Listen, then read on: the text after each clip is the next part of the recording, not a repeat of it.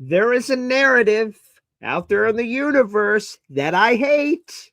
It's annoying me. I'm going to talk about it here on the show, plus some other stuff. And it's a Hop on Pop Saturday. Boy Green Daily. Roll it. Oh my gosh, it's Morphin time. To me, talking New York Jets is my superpower. Boy Green Daily starts now. Wow! Boy Green Daily, Daily. Boy Green Daily.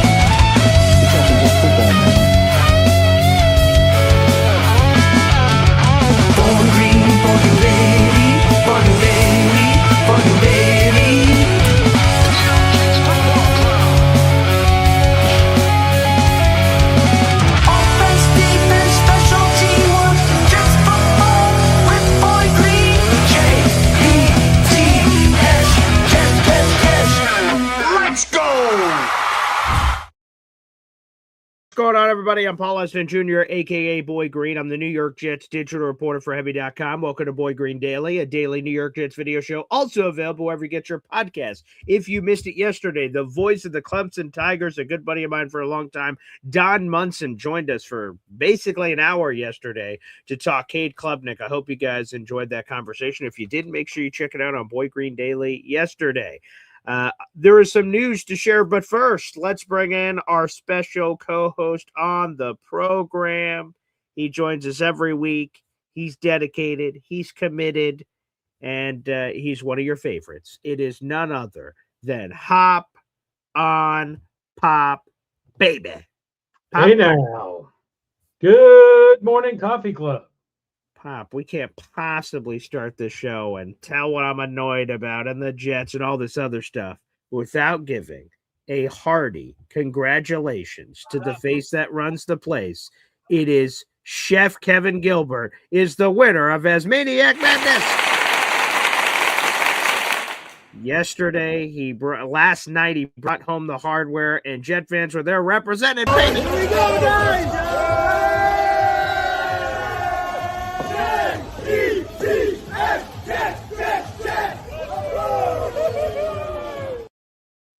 That, of course, from the Asmaniac party, only fitting to play that for this. So congrats, Chef. There's him with the virtual trophy. Here's him with the real trophy, as he called in last night with the trophy handed to him. A 7 seed taken out of 1 seed in the finals. Asmaniac Madness King, our very own, breathing, bleeding, everything. Chef Kevin Gilbert from the Boy Green Coffee Club, baby. So there you go, Pop. Fastest Food Reviews is now the king. He's number one. He's top billing. Yeah, he's I appreciate and shout out to Chef Kevin Gilbert for being the champion on the number 2 Jets podcast out there on the airwaves. So yeah, of course he's on the Boy Green Mount Rushmore, which is a more illustrious title. But for to be the top of the heap for the second-ranked podcast, it's great.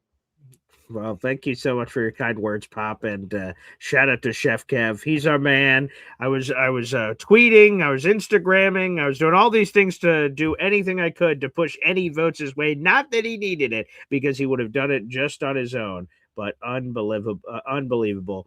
So great stuff there. So again, a big congratulations to Chef Kevin Gilbert for Asmaniac Madness, which of course is Jake Asman's Asmaniac Madness bracket challenge, which came to an end last night. All right, Pop, there is something stuck in my craw. There is something annoying me. And if this narrative is here in May, for the love of God, unfortunately, that means this probably won't be the last time we hear of it. But I'm just, doing my job as I do. And I was looking around, the content creating atmosphere, because I like to do that to make sure, I'm aware of any topics that are going on, because if there is one of intrigue that should be talked about on the show, I want to bring it. And real quick, our moderator, Jared B., with a Boy Green Coffee Club membership being gifted. Pop, who the hell did that go to? Seth Silverton. Welcome to the Boy Green Coffee Club. All right, Seth, shout out to you, brother. And thank you, Jared B. We do have a brand new raffle for the month of May. So any of the gifting from yesterday and today will go towards that total. And I will reveal the prizes. I have them ready to go. I'm looking at them right now. But we'll do it a little bit later in the show after we get through our topic and a few other pieces. So keep those gifting coming, and we'll do a big reveal a little bit later in the program. And look at number one Austrian Jets fan with a $5 euro right to the cup. Hey now. Wow. Beautiful raffles for Indy, which, by the way, let me give another shout out to Chef Kevin Gilbert in case you missed it yesterday, Pop. Chef Kevin Gilbert won our raffle last month yesterday, which is only fitting. That was a sign of things to come with him winning that hardware. And he donated his entire prize pack to Indy, which is super cool. So Indy also called in earlier this week. It was great to see Indy. So for the first time in a long time. So appreciate that. So 2 raffle tickets to Indy, baby, are all coming up here on the program. Everything's coming up Indy. That's what I love to see. So shout out to Jared B. Shout out to our boy, number one Austrian Jets fan, for sending this along. That's very nice, very meaningful. And again, we'll be sending out those prizes. Hopefully I could get that out today, right before I head to the radio station for another baseball game. So hopefully we can get that out there here shortly. So thank you, number one Austrian Jets fan. You're the best. And yes, we will give these to Indy Jets. That is again, a very nice gesture, and I appreciate it. Okay. Thank you for folks in the audience for all your gifting. That helps make me do this show and everything else that's possible here in the audience. Whoa, there's some more gifting happening. Good Lord have mercy. I'm sorry, folks. We'll get to the main topic in due time, but the main topic right now is some support for the Boy Green Coffee Club, baby. Where did this come from, Pop? From NC Green? It went to Michael Basso. Welcome to the Boy Green Coffee Club. Boom shakalaka. By the way, folks, Espresso Club tonight, 8:00, and apparently Hop on Pop is popping his freaking Espresso Club cherry of jumping on the program tonight. So we'll keep an eye out for that later this evening, again, 8:00. If you want to join the Boy Green Espresso Club, it's a private club. There's a big join button on the front side of your screen right now if you're watching on YouTube. It's $5.99, and the creme de la creme of that membership level is a private show once a month, every month. We've been doing it since January, and those shows go 3 or 4 hours, talk about all kinds of things, personal, professional, questions you guys may have. Obviously, I could tell some draft stories. There's a lot of fun stories I haven't yet told that we can share as well later this evening. So that's coming up. So again, make sure you guys join the Boy Green Espresso Club for that business, as the kids say. I see we have another $5 euro from our number one Austrian Jets fan. Wow. The gift of giving. Wow. Raffles for HEP. There you go. Now let's throw 2 in HEP's bucket. Okay. I love this. This is beautiful. And again, a great gesture here, Pop, from our number one Austrian Jets fan, huh? Absolutely. Absolutely. Yeah, I'm going to Europe Friday. So okay, make sure you give a high five to Austrian when you're over there. Don't use the euro in Romania. Use the RON. Okay. So, a shout out to Imamji, who's shipping up to Boston today. Okay, safe travels, and safe travels there, 100%. And thank you guys so much for the explosive gifting right off the top rope. That feeds my fire as I reveal this very annoying thing. So again, I'm just perusing the universe, and I see that Bleacher Report puts out a nightmare. Hey, football fans, here's your nightmare scenario for every team in the league. And I'm like, well, what could possibly be the nightmare scenario for the Jets? I'm curious. Let me dabble. Let me take a gander. And here's what Brad Gagnon, I'm gagging after reading this, wrote it. Quote, here's the nightmare scenario for the Jets in 2026.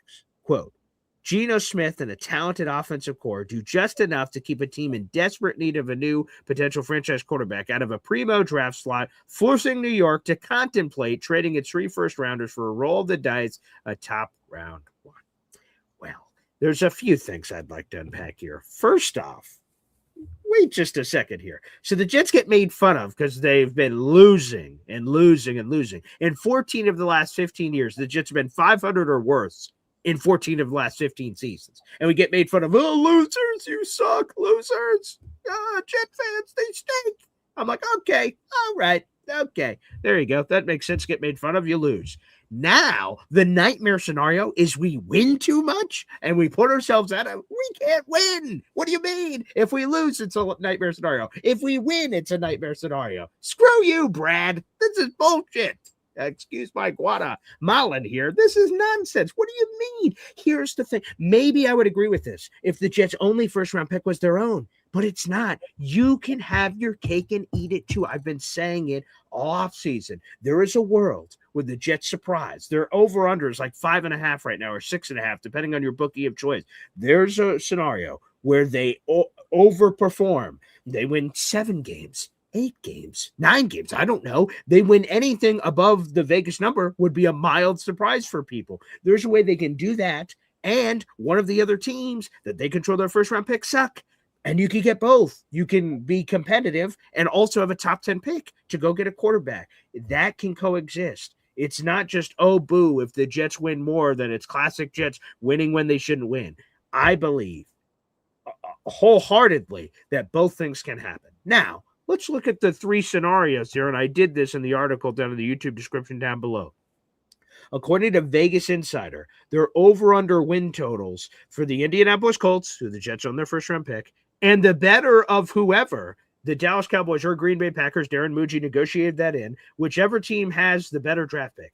One's 8th and one's 10th, Jets get 8th. They get whatever one ends up being better between the Packers and Cowboys. Okay? So if you look at all those teams, you sort of stack them up for over-under win totals, okay, the Indianapolis, or let me start off with the Green Bay Packers.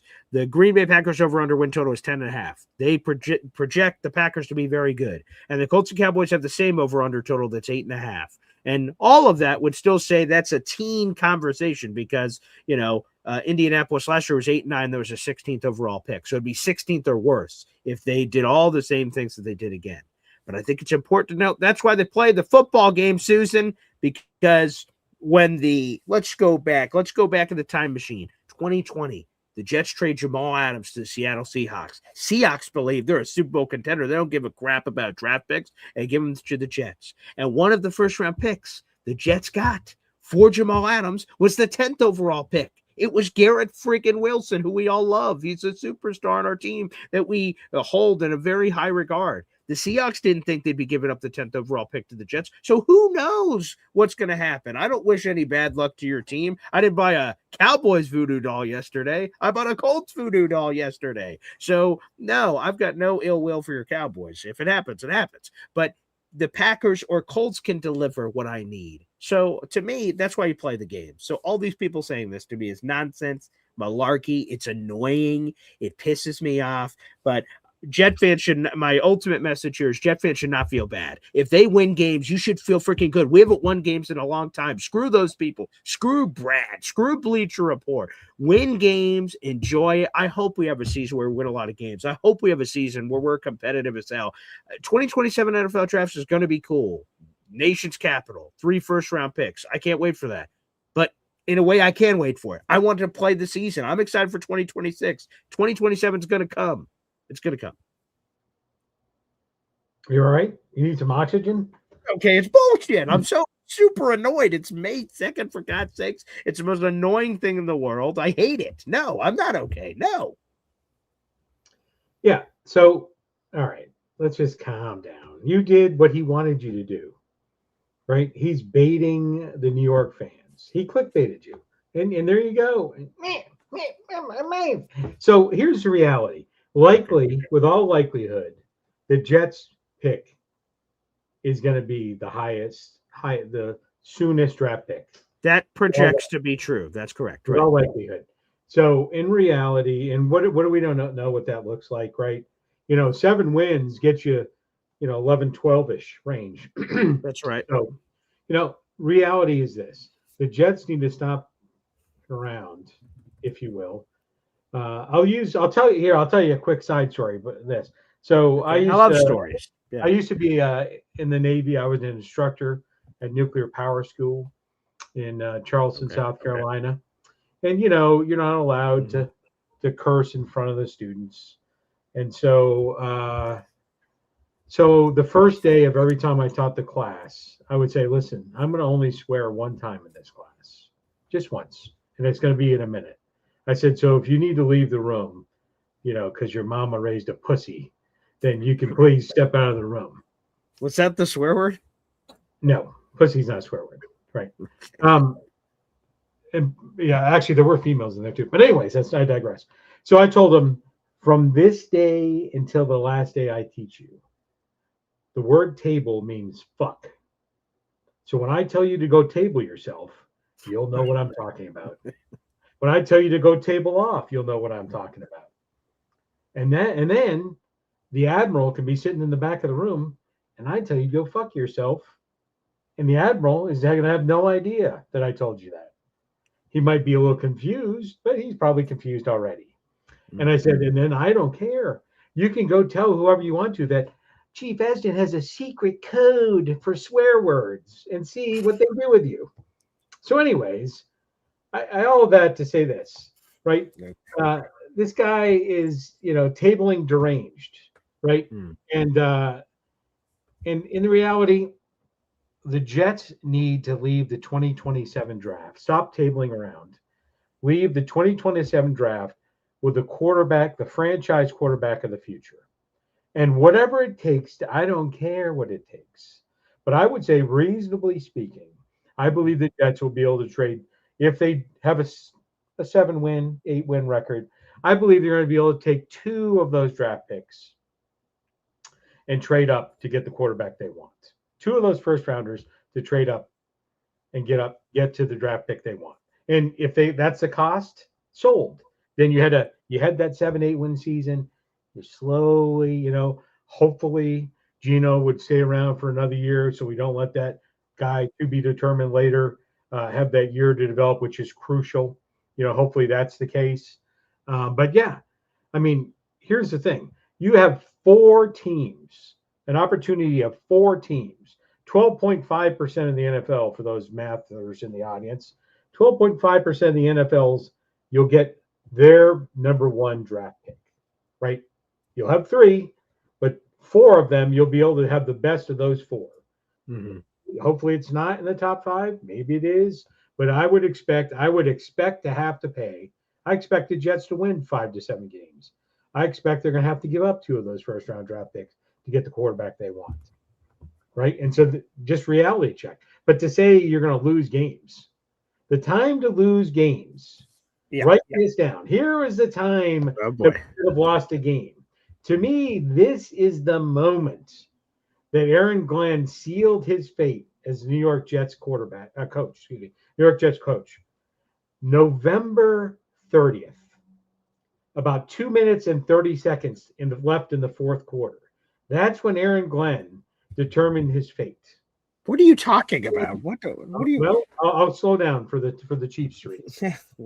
Right. When they decided to win the meaningless game against the Atlanta Falcons, when they didn't try to, and it wouldn't have taken a lot, just don't score a touchdown with a little less than 2 minutes left in the fourth quarter of November 30th. Then they would have had Mendoza. Then we wouldn't have put the Jets franchise on hold for another year or two as we go after the franchise. Well, not this year. It'll be next year. And then we're going to let him sit next year because he's a new guy. We want to let him develop. And now there's another year gone. Right? So I don't think Aaron Glenn has 3 years of slack in the line, so to speak. I think when he won that game, that was the biggest mistake the Jets made in the 2025 season, was winning that game against the Falcons, screwing themselves out of the number 1 draft pick and Mendoza. Where's that song with Mendoza? You got that cool song on cue? I actually just got rid of it last night. Yeah. They could have had Mendoza. They could have had Mendoza if they weren't dorking around, right? In the end, just for those that are checking, Nick Foles kicked the field goal to break the tie and win the game. But without the touchdown, that field goal doesn't matter. Right. Right. And so they've set the franchise back a year by winning that game. And therefore, Aaron Glenn spelled out his fate. Or perhaps, so okay. I just want to make this clear. I love Fernando Mendoza. I would have loved to have Fernando Mendoza. We may play him this year. The schedule comes out in 2 weeks. So we will see. We know the Jets will play the Raiders, but will Fernando be starting? They have Kirk Cousins, so maybe he will be starting. So if it's early in the season, who knows? I love Fernando Mendoza. If we had the number 1 overall pick, I would have run that pick up to. I'd be there in Pittsburgh. I could have. Well, he wasn't there in Pittsburgh, so I would have had to virtually hug Fernando Mendoza. Was that little gate taller than you? The one that separated you from the walkway? Could you have vaulted it? I mean, I could have. I did see someone vault it, and they were banned from every NFL event for the rest of their life. So I'm good. Thank you for the. Could you have leg? Could you get your leg up? Maybe I definitely could have. But maybe it works out better for the Jets because as much as I love Fernando Mendoza, from what all the experts say, is Fernando Mendoza would have been like the 5th, 6th, 7th, whatever quarterback in next year's draft. But you get one whack at the pinata. If you take Fernando Mendoza this year, obviously you're not taking a quarterback in 2027. So you take yourself out of the race.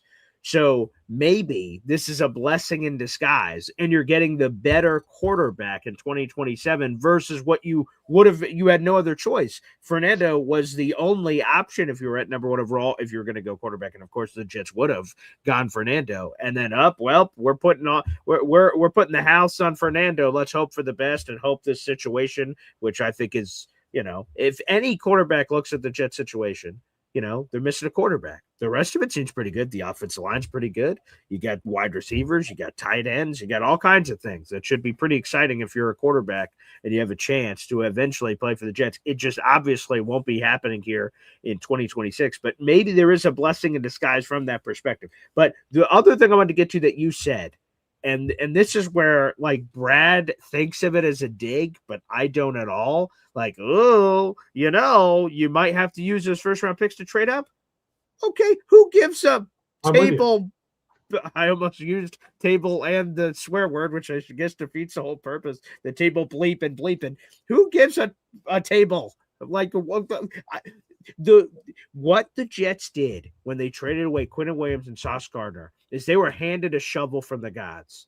And it gives you a chance to dig out of the hole. It doesn't guarantee you're digging yourself out of the hole. All it gives you is a chance, and you have a shovel. And, in a perfect world, to your point, Nick Folk slips on a banana, the field goal misses, Tyrod doesn't score the touchdown, whatever, and they get the number 1 overall pick organically. They don't trade nothing. They get Fernando. They have 3 first-rounders next year, and they build around him like nobody's business, and they're freaking loaded. In a perfect world, sure, that would have happened, but it didn't. So if you tell me, Paul, the Jets finished with all their 3 first-round picks they have next year, with everybody, Colts, Cowboys, Packers, their own, they're picking 8th, 20th, and 25th, whatever, right? And they said, you're going to have to trade a few of those to move up to get a quarterback. Who gives a blank? No one knows. Like, what did the Bills give up to trade for Josh Allen? What did the Chiefs give up to trade up for Patrick Mahomes? No one freaking knows because it doesn't matter. If you hit it, it doesn't matter what you give up. And again, in a perfect world, I don't want to just light assets on fire, but I want to get a quarterback. I'm willing to do whatever it takes to get a quarterback. So if we have to trade 2 of them, so be it. We have to trade 3 of them, so be it. I don't care. So Brad, this is not this dunk that he thinks it is all the nightmare scenarios. Jets have to give up multiple firsts to get a franchise quarterback. Get me the franchise quarterback. You pay whatever the iron price is. I agree. That's exactly my point. And I wasn't advocating that they had to trade 2 first-round picks. They got to pick the quarterback that they think is best. They have an entire scouting department, right? Sure. And by the way, hopefully it's not the same quarterback scouting department that is they have had in the past. Hopefully they've cleaned that up a little bit. Yeah, sure. But they have that quarterback scouting, and they, who do we want? And by the way, whoever they want, you go get, right? I would just tell you this, that, I think, we may be seeing in a few years that Tank for Ty was right. Sean McVay, not a moron. And not a moron when he evaluates quarterback talents. And so, it looks weird. It seems weird. It's not a need. Nowhere near a need for the Rams, who are going to be Super Bowl contenders. But he was so enamored with him. And again, for them, it was a pseudo free pick. But he was so enamored with him that he had to go get him. Just think about that. Again, Sean McVay has had his shortcomings as a coach. But he quickly, he's a sharp offensive mind. He's a And Super Bowl winning head coach. Absolutely. he was after, and he thought Ty was worth the 13th pick, which no one else did. So one of us, the rest of the world, or Sean McVay, one side is an idiot, and I'd say wait your time. So yeah, I'm not advocating we have to round up. I know the draft is deep next year, and excuse me, but yeah, we'll wait and see. But we have to be ready, right? If it takes two to get the guy you want, then it takes 2 first-round picks. You don't have to think about it that way. As I talked about giving away Micah Parsons, you don't think about that way. For Micah Parsons, I got this and this. I got Caleb Downs and Quinnen Williams. All right, seems pretty good. So I don't know. You do your beep boop bop, draft calculations, all that horse shit, the draft table and table, the tabling table. You just got to think about it. What does the team need? But I definitely think that it's going to be a myriad of, the Indianapolis Colts or the Jets will have the higher pick. And I'm leaning towards the Colts after all the things the Jets have done and are looking at. Yeah, we'll see. By the way, so I've got a lot of new jobs. I don't really talk. This one I'm about to bring up, I don't normally talk about on the show. But I am basically a social media coordinator for podcasts that cover NFL teams. So I'm assigned 8 or 9 teams. One of them, Pop, is the Dallas Cowboys. I'm sure you know who this is, John Machota. He's covered the Dallas Cowboys for a long time for The Athletic. So he just did a recent podcast this week, and I do stuff behind the scenes of grabbing clips for their show to promote their show and stuff. No. Okay. All right. Whoop. Sorry. I had a big alert that it was going to, hey, do you want a system update right now? No, table. Thank you. I don't. Jesus. Tabling. Yeah. Let me get the proper thing there. I thought that was just about to take me out. I was about to say, Pop, you're going to have to take care of the show for 30 minutes. Okay. Anyway, that was weird. But no, I don't even know where I was going. Oh, yes, John Machota, real quick. So John Machota said if the Cowboys had the 4th overall pick in this draft, they didn't. They had the 12th and eventually 11th when they traded up. He said they would have taken Caleb Downs with the 4th overall pick. That, I would imagine, for any Cowboys fan in the universe should make you feel even better that you got him at 11. That they would. He said the only 2 players that would have taken over him are Arvell Reese and David Bailey. And say whatever you will. He said, obviously, Fernando Mendoza was graded on their board. So, but they have Dak Prescott. So I don't know how you stack those sorts of things of players you grade highly, but you wouldn't take in that scenario. But so he said, putting that aside, so he safely said the 4th overall pick. So anyway, you should feel pretty good about that. But my overarching message on this topic matter, that we could get into everything else, is that Jet Fit should not feel bad about winning. I hope we win. We haven't won more than 7 games in a decade, in technically 11 years to be specific. When I was there at Life Stadium, week 16, Jets Patriots, we won our 10th game of that season. It's been a long time. It's been a lot of losing for the Jets. So now finally they win, and people are trying to sell you down a river that it's a nightmare scenario. BS. And unfortunately, I know there's a few Jet fans that have heard that narrative, and they have echoed it on Twitter. When I tweet stuff out, they're like, oh, of course the Jets are going to win games this year. I'm like, what are you freaking talking about? No. You can win your games, and one of those other teams can deliver it, or you have 3 first-round picks, so you can use them to trade up. There's supposed to be a lot of quarterbacks available. There's going to be a team at the top of that draft that has the quarterback need filled, and you can pay the iron price to trade with them to go get it. There's going to be a team. There's too many quarterbacks are going to be available and are going to put you in that position. So, anywho, I just wanted to – I read that yesterday. Super annoying. Wrote a piece about it and just wanted to – I'm sure – unfortunately, this won't be the last time we talk about it, I'm sure, over the coming months, but I hope it is because it's stupid. And there you have it. I agree. Dumb. Yeah. Tabling stupid. Tabling stupid. I was just about to say that. We got to put that on a t-shirt. All right, Pop. I know there's a lot of different things that we could get into here. So let's sort of meander to some of these other points of interest for you. Yeah. Let's start with the draft. Everyone else has talked about the draft. That's true. The draft. Right. Yeah. I'm gonna stick to the first round. My comments will be about the first round and the quarterback. That's a kind of those 3. And I don't really, some of them I don't have really a lot to say, but I'd like to start off with Mr. Bailey. Okay. Mr. Bailey, not the Irish cream. Okay. Yep. It looks like you're waiting to do something here. No, I was just trying to. I don't know if this is the right thing here. If I have it, nope, it's not. Okay, I thought I had the full Jets draft put aside, but no, go ahead. You can. People remember. Yeah. So David Bailey. So I will say this. I liked. Two things to start with. Everybody in the draft is now a New York Jet. We all have to get on board. And figure out how we can get the best and most out of these players. So I would have said this the day after the draft, the day of the draft, but I won't say it again unless it's I told you so a year from now. But that's first and foremost. They are all New York Jets now, and we need a path forward. I would say overall, I was impressed by the draft. Some of the later rounds, I don't know some of those players, obviously. Sure. But I liked, for the most part, the first round. And I'll get into the parts I didn't love. Okay. But hey now, I'll get the parts I didn't particularly love, and I'll start off with David Bailey. Didn't love this pick. And I'm not a guy. Well, I didn't like him because I heard Tommy's sister's cousin. Here's the facts, the cold hard facts. Dude's not good against the run. How many run stops do you think he had in 14 games last year? I'll wait. I have no idea. What do you think? Pick a number. Run stops, 14 games. A starter, playing like 70-80% of the snaps. And now let me just clarify before I answer this. Are these tackles for loss or just run stop? The definition is run stop. Okay, I just wanted to make sure because I don't want to go over and above. I don't know. 20 run stops? 8. Look it up. Okay. He was 164th against the run.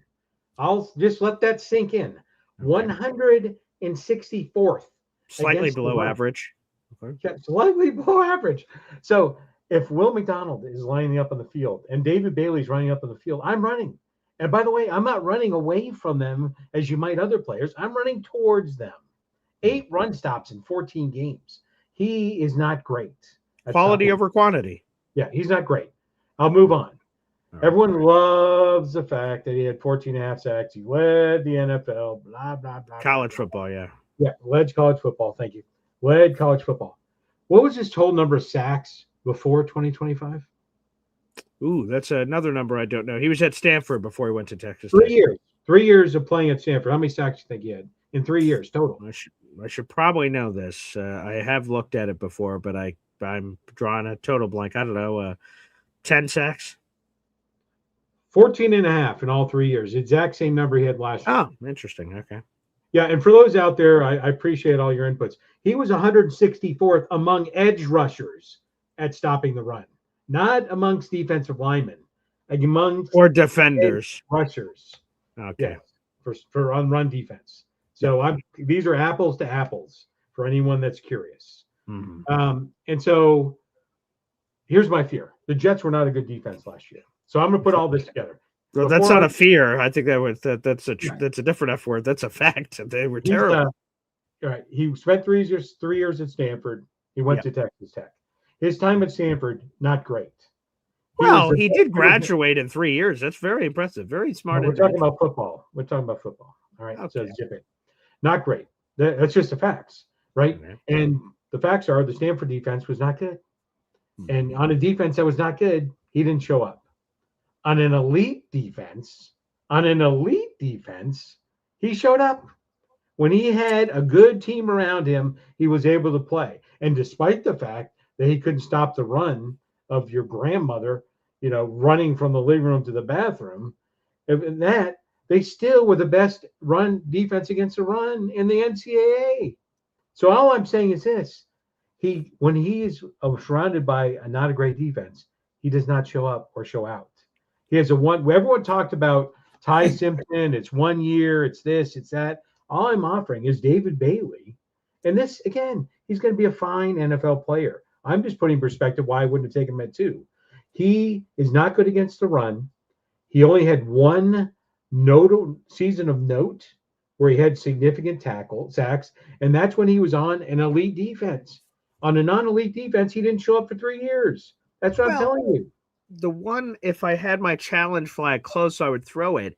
Texas Tech historically had been a terrible defense. He shows up and they're an elite defense. Don't we think possibly he was a major cog reason of why the defense suddenly went from shite to boom elite? And he led college football in sacks. I think he was a big proponent, a big reason that people were able to do things off of him on we defense. We can rewind the tape. You didn't think he's the one they should have taken at number 2. He wasn't, but that's not the.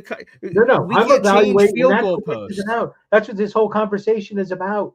The conversation is about defining the quality of the player that Jets selected at 2. My evaluation of the draft, they should have taken Alvaro Reese. That's who they should have taken. Arvell Reese. They should have taken him at 2. That's all I'm saying.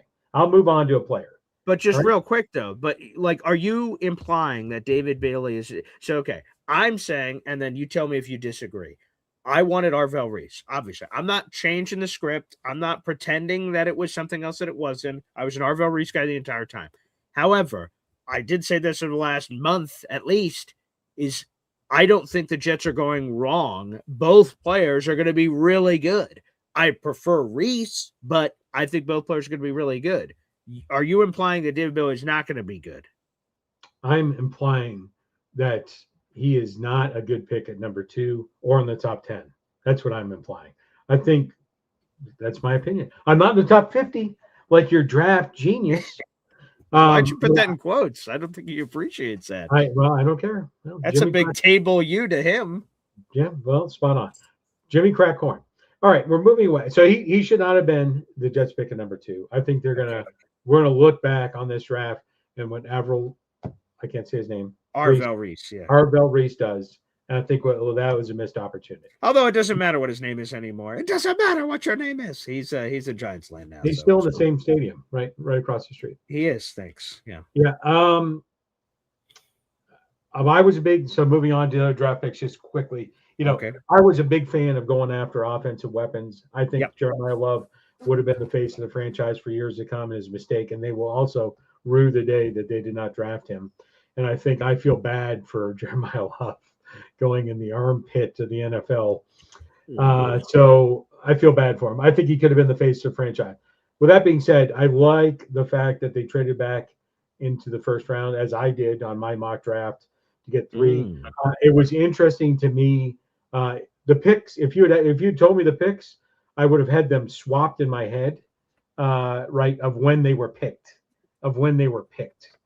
right? The fact that we got Sadiq at 16 and Omar Cooper at 30. If you had told me how did these guys come off the Jets got them, I said, oh, they must have traded back in the first round to get Sadiq. So I'm glad the Jets went weapon, right? I'm glad they went weapon. But I would just tell you, we talk about draft position, positional value, blah, blah, blah, all this other cool shit. Go look. Sadiq and Mason Taylor, if you erase the names, you couldn't pick out the stats from the last college year. They were virtually identical. Yards, receptions. The big difference for Sadiq, and before someone says it, I'll tell you what the difference is Sadiq scored a lot more touchdowns. But yardage and receptions were almost exactly the same.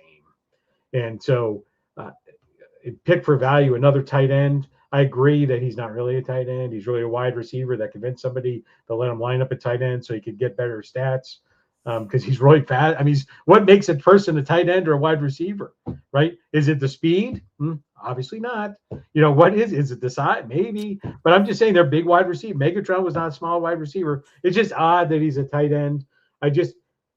At 16, it seems a little rich, but we got the wide receiver later on, so I'm not overly upset about either pick.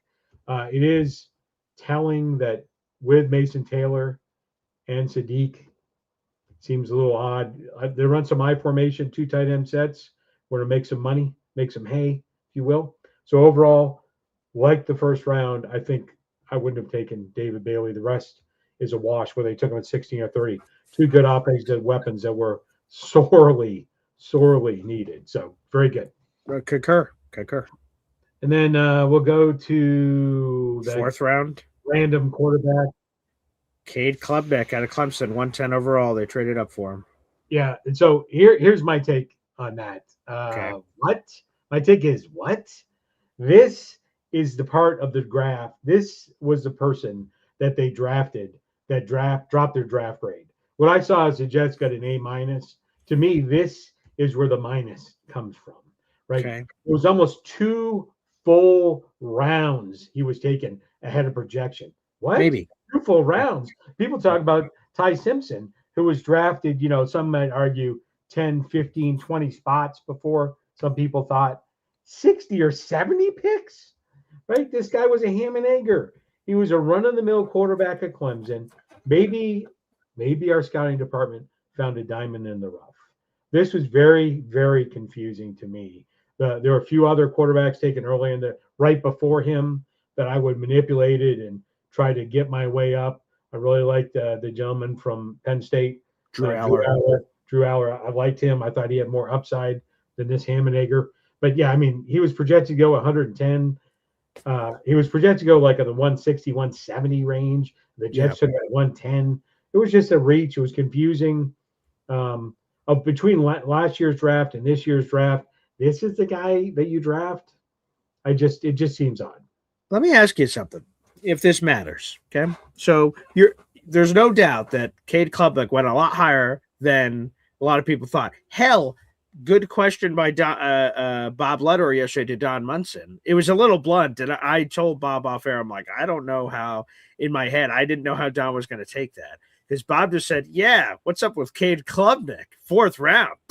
I saw a lot of things that didn't happen until the 7th round. And I'm like, Jesus, Don Munson's work with this guy and been around this guy for 4 years. I don't know how he's going to respond to that in my head in the moment. And then he just said, yeah, he actually went higher than even we thought here in Clemson. I was like, oh, okay. So he was able to shoot straight. But I just want to ask you this, okay? So clearly they took Cade Klubnik higher than people thought. So in the 7th round, and I get it, there's some players that, you didn't scout 500 players in this draft. So, of course, there's going to be players they draft that you don't know. But VJ Payne, the safety they took in the 7th round, had a 4th round grade from Dane Brugler. So if I'm the gods and after the draft, I Men in Black neuralize everybody and go, whoop, and the Jets took VJ Payne in the 4th round at 110. They moved up for him, and then they took Cade Klubnik in the 7th round. Would everyone just go, oh, perfect, they took these guys exactly where they were? Because, does that almost make up the difference? I know you can't shuffle the board like that, but they apparently got a 4th round safety in the 7th round, and they took a 7th round quarterback in the 4th round, but they ended up getting both players. Initially it matters. You're at the draft, and one guy gets clearly a lot more money in the 4th round than the 7th round. But besides that, when do the rounds even matter anymore? Once you're a draft pick, you're a draft pick, right? Yeah, I mean, what you're saying is very similar to what I said in the 1st round, right? I think Sadiq went too high. Right, sure. Right. Up with both players. So in the end, other than money in mama's pocket, so to speak, yeah, I mean, it's all the same. We'll see. Here's my opinion on it, though. Yeah, and the only yin to your yang on this is I think they should have put more value in getting a developmental quarterback, putting all the eggs in the 2027 draft basket, right? He was not seen as a largely viable prospect. That's what I'm saying. So I agree with you. They got a 4th and a 7th, 7th and 4th. It's all a wash. Who gives a shit? My point of contention, I agree with that philosophy, as I said, just in the 1st round. My only point of contention is they could have done better. They could have got a better and arguably better. And again, I'm not analyzing their tape. I'm not dissecting them. But, the Jets don't have a good track record or history of evaluating quarterbacks. Touche. The majority of the field was the ones that he wasn't there in the 4th round. Getting better talent is all I'm saying. In the wash, is that what they got for about the right price? But did they spend enough of their draft capital on a developmental candidate quarterback? That's what I'm saying.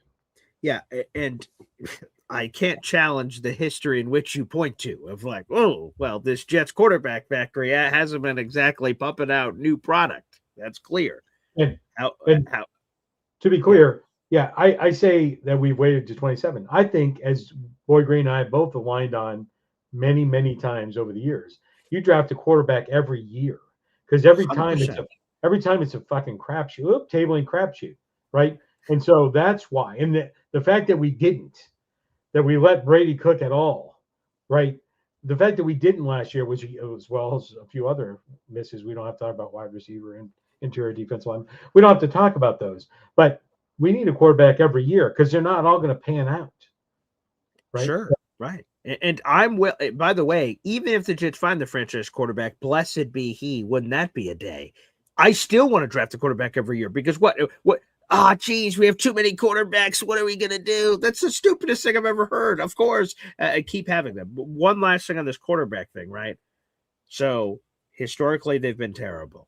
I'm gonna give the benefit of the doubt to former Dallas Cowboys draft choice Bill Musgrave, by the way, who was supposed to be the Troy Aikman backup back in the 90s. Didn't work out that way. He ends up being much more known for his time with the San Francisco 49ers and the Cowboys, but that's neither here nor there. But old Billy Musgrave's in that room, and Frank Reich's in that room.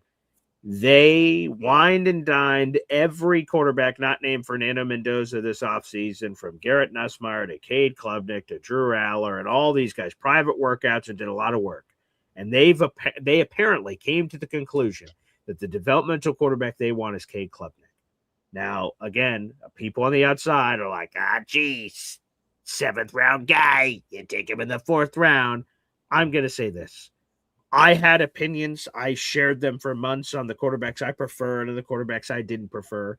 But with all due respect to myself, I'm sitting in an office chair in Oswego, New York.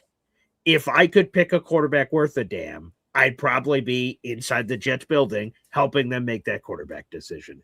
So I'm going to bend the knee and say, hey, I'm giving the benefit of the doubt to Frank Reich and Bill Musgrave, who evaluated this quarterback class. They've gotten more quarterback play than I will ever know, and they think Cade's the guy.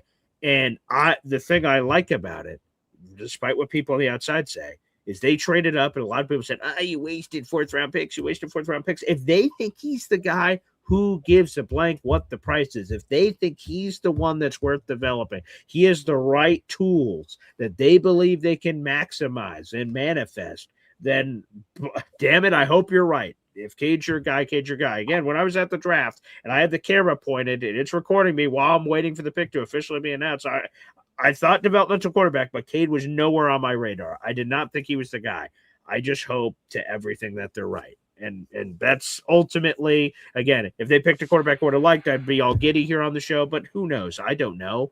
The proof will be in the pudding. If Cade Klubnik can be a longtime backup quarterback, then the Jets had a massive win in the 4th round. If he's a franchise quarterback, that's an obvious massive win. Your Cowboys get Dak Prescott in the 4th round are a prime example. So it can happen. But let's see what happens. So I don't shade them much for the pick, even though I didn't seem to agree with it at the time. All right.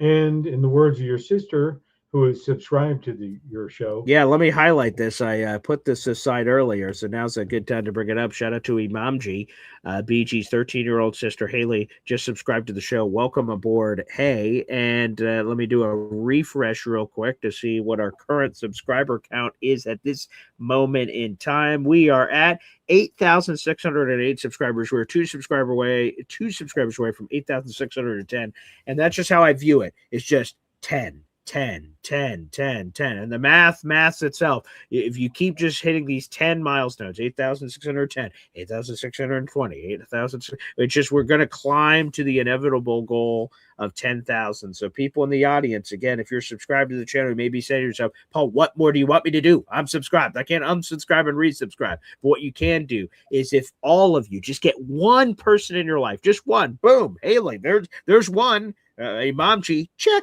If you just get one person in your life to subscribe, our subscribers will double and it will go to some other massive level. But we're not even asking for that. We're trying to get to 10,000. So really, it's Pop can do the math over there on how many people would be required to each do one to get us over the goal line here. But the fact of the matter is simply this. Please spread the word if you can. I love doing the show. The more subscribers we have, the more things are unlocked and different things that I'm able to do. So, yes, that's a goal, and the sooner we can get there, the better. But I have faith that eventually it will happen before I kick the bucket, and hopefully it's sooner rather than later. There you go.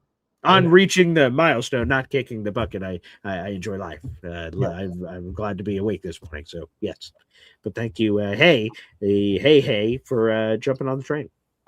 Yep, they're probably boarding on the plane right now. I think I just got the notification. Oh, great! Oh, great! Well, technology. There you go. Well, there you go. So that's my analysis of the draft. Yeah, I think it was solid. I think they didn't make some misses like last year. There was 2 or 3 notable misses in the draft. I don't walk away from that. There's a head scratcher or 2, but overall, a solid draft. Solid. Okay. Is your next item Breece Hall on your docket? It can be. It can be. No, it can be whatever you want. Let's go to somewhere else then. No, let's go to Breece Hall. So this is not. I'm going to start this off with a few things. First of all, Breece Hall is, I believe, going to be on the Jets roster in the 2026 season. Okay. And so I by hook or crook. By hook or crook, okay. I believe he's going to be on the Jets roster. Okay. I'm very aligned with Sir Philium Regal. I've just added that last term to him. Very nice. Discussion yesterday, day before, whenever it was. And let's just play some things out. Okay. We're going to assume that Gino. Wait, there's one request, Pop. There's one request coming in here from Fastest Food Reviews, aka Chef Kevin Gilbert. Let's hit it. Wow. Before you go, wherever you go, the winner again of Asmaniac Madness, the champ, the face that runs the place, the head of the table. Okay, our Chef Kevin Gilbert that we started off the show with has one simple request with a $2 super chat. No Breece slander, please. Prayer emoji. Yep, this is Breece Hall truthing and the Jets. This is only in the best interest of the Jets. Okay, all right, great. I'm just glad we could get that in there real quick. Thank you, Chef Kevin Gilbert. But Pop, please continue. All right, yeah. Bottom line is, I think I wouldn't have franchised tag Breece Hall. I would have taken a 4th round pick in October of last year, but they didn't, and they tagged him. So this is where we're at. Just fast forwarding, this is the vision I see. I think hopefully the Jets can get Gino for 2 years instead of 1. They draft the quarterback of the future, 2027. Let him sit a year while Gino continues to cook or boil. You see what I did there. So and then he in the football year, I guess will be in the season of 2028. That new rookie quarterback would start. Okay, so I've just paint that picture. I believe the Jets maybe 7 wins this year, maybe on the fringe of the playoffs the following year, and then who knows? I'm just forecasting 2026, 2027. Okay. With all that being said, I think the consensus is that Breece would be signed to roughly a 3-year deal, right? Traditionally, typically, running backs, the average NFL career is only like 3 years. So, and for a running back, it's on the low side of that because they get banged around, slapped around, and there's a big drop off, right? You're a big fatty. Mm-hmm. You can hang around a lot longer than a running back who gets, So, so then with what I just laid out, that, we're 2 years away from, where we're at. New quarterback, new franchise quarterback. Now we're in Breece's next final year of his contract. If we sign him to a 3-year deal. Right. So I say all that 27 going on 28 at that time. Right. 27 going on 28. And now at the end of the deal. Right. And now Breece is like, well, I want even more money. So here's the deal. I would have been okay with the Jets signing Breece Hall to 3 years, somewhere in the range of 25 to 30 million, right? He's somehow deluded himself that he gets, and Nick, by the way, Nick, whatever his name is, the guy that came on Thursday, what's his name? Nick. Nick Faria, beat reporter for JetsXFactor.com. So he brings a lot to the table a lot of times, and this one he's completely wrong. He's completely wrong when it comes to Breece Hall. That he thinks the Jets are paying him a 3-year contract in the $42 million range. That is insane, right? Okay. Insane. There's no way they should tie that amount of cap money in. I'm going to give you some facts. Most of the NFL last year, the productive running backs in the NFL last year I'm going to skim off the top. I'm going to skim off the top the Okay. Derrick Henrys, the Jonathan Taylors. I'm going to skim those elite players off the top. The rest of the NFL is running around with rookie quarterbacks or a scouting department that scouted out running backs and discovered that diamond in the rough, that discovered that Javonte Williams, that discovered that Rico Dowdle, that could go in there at $2 or $3 million a year. Let me run that back again. How much did they pay those 1,000-yard backs last year?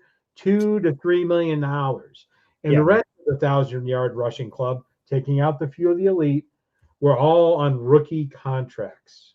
And they're in that $3 million range, right? So why, in God's name, will we pay Breece Hall, who's only like he's like if this was a huge room full of the 1,000-yard rusher club, if that's what this was, right?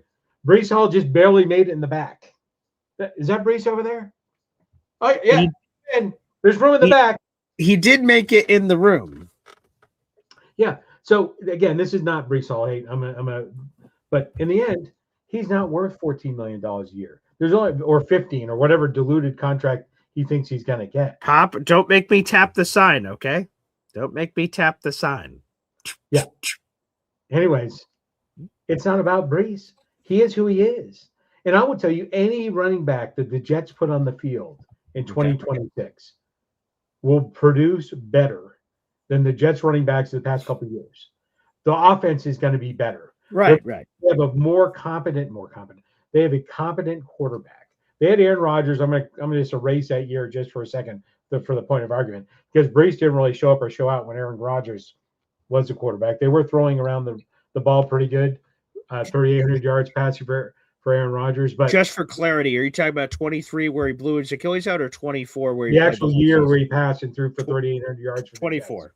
Okay. Yes, that's the year I'm gonna right. But no, what was the running stats for that year in 24? I don't know. Yeah, so we had a competent quarterback, and it wasn't 1,000-yard output. These are just facts. These are just facts. So the running room is going to be better by default. You have two solid tight ends. You have Garrett Wilson. He's got a wide receiver too, right? A competent wide receiver too. The running game is going to be better, right? Is this the year the Jets are going to go to the Super Bowl? No. So now we're going to spend $14 million on a running back, top 5 salary for a running back on a team that we likely is going to win 7 games by Vegas 5.5. Next year, which is going to look similar, we don't know. I'm just saying, why would you spend that money? When you have the money, let's not Gerard Mayo it. Let's not burn the money. There's running backs out there you can get on the cheap, make your scouting department work. Let Breece Hall, and I'll just finish with this to round out the no Breece hate. I'm good. If Breece Hall thinks he's worth 14 to 15, whatever $1 million a year, let him show it. Let him play in a better offense. He will play out, and he's not going to want to. I don't give a shit what he wants. I don't give a table. He can table off. Here's the thing. Let him run out his contract. And with the better offense, with Gino throwing the ball around, with Sadiq getting 1,000-yard. You want him to prove it. Prove it again. And then you know what? Maybe I'll pay you $14 or $15 million a year. Maybe on another franchise tag.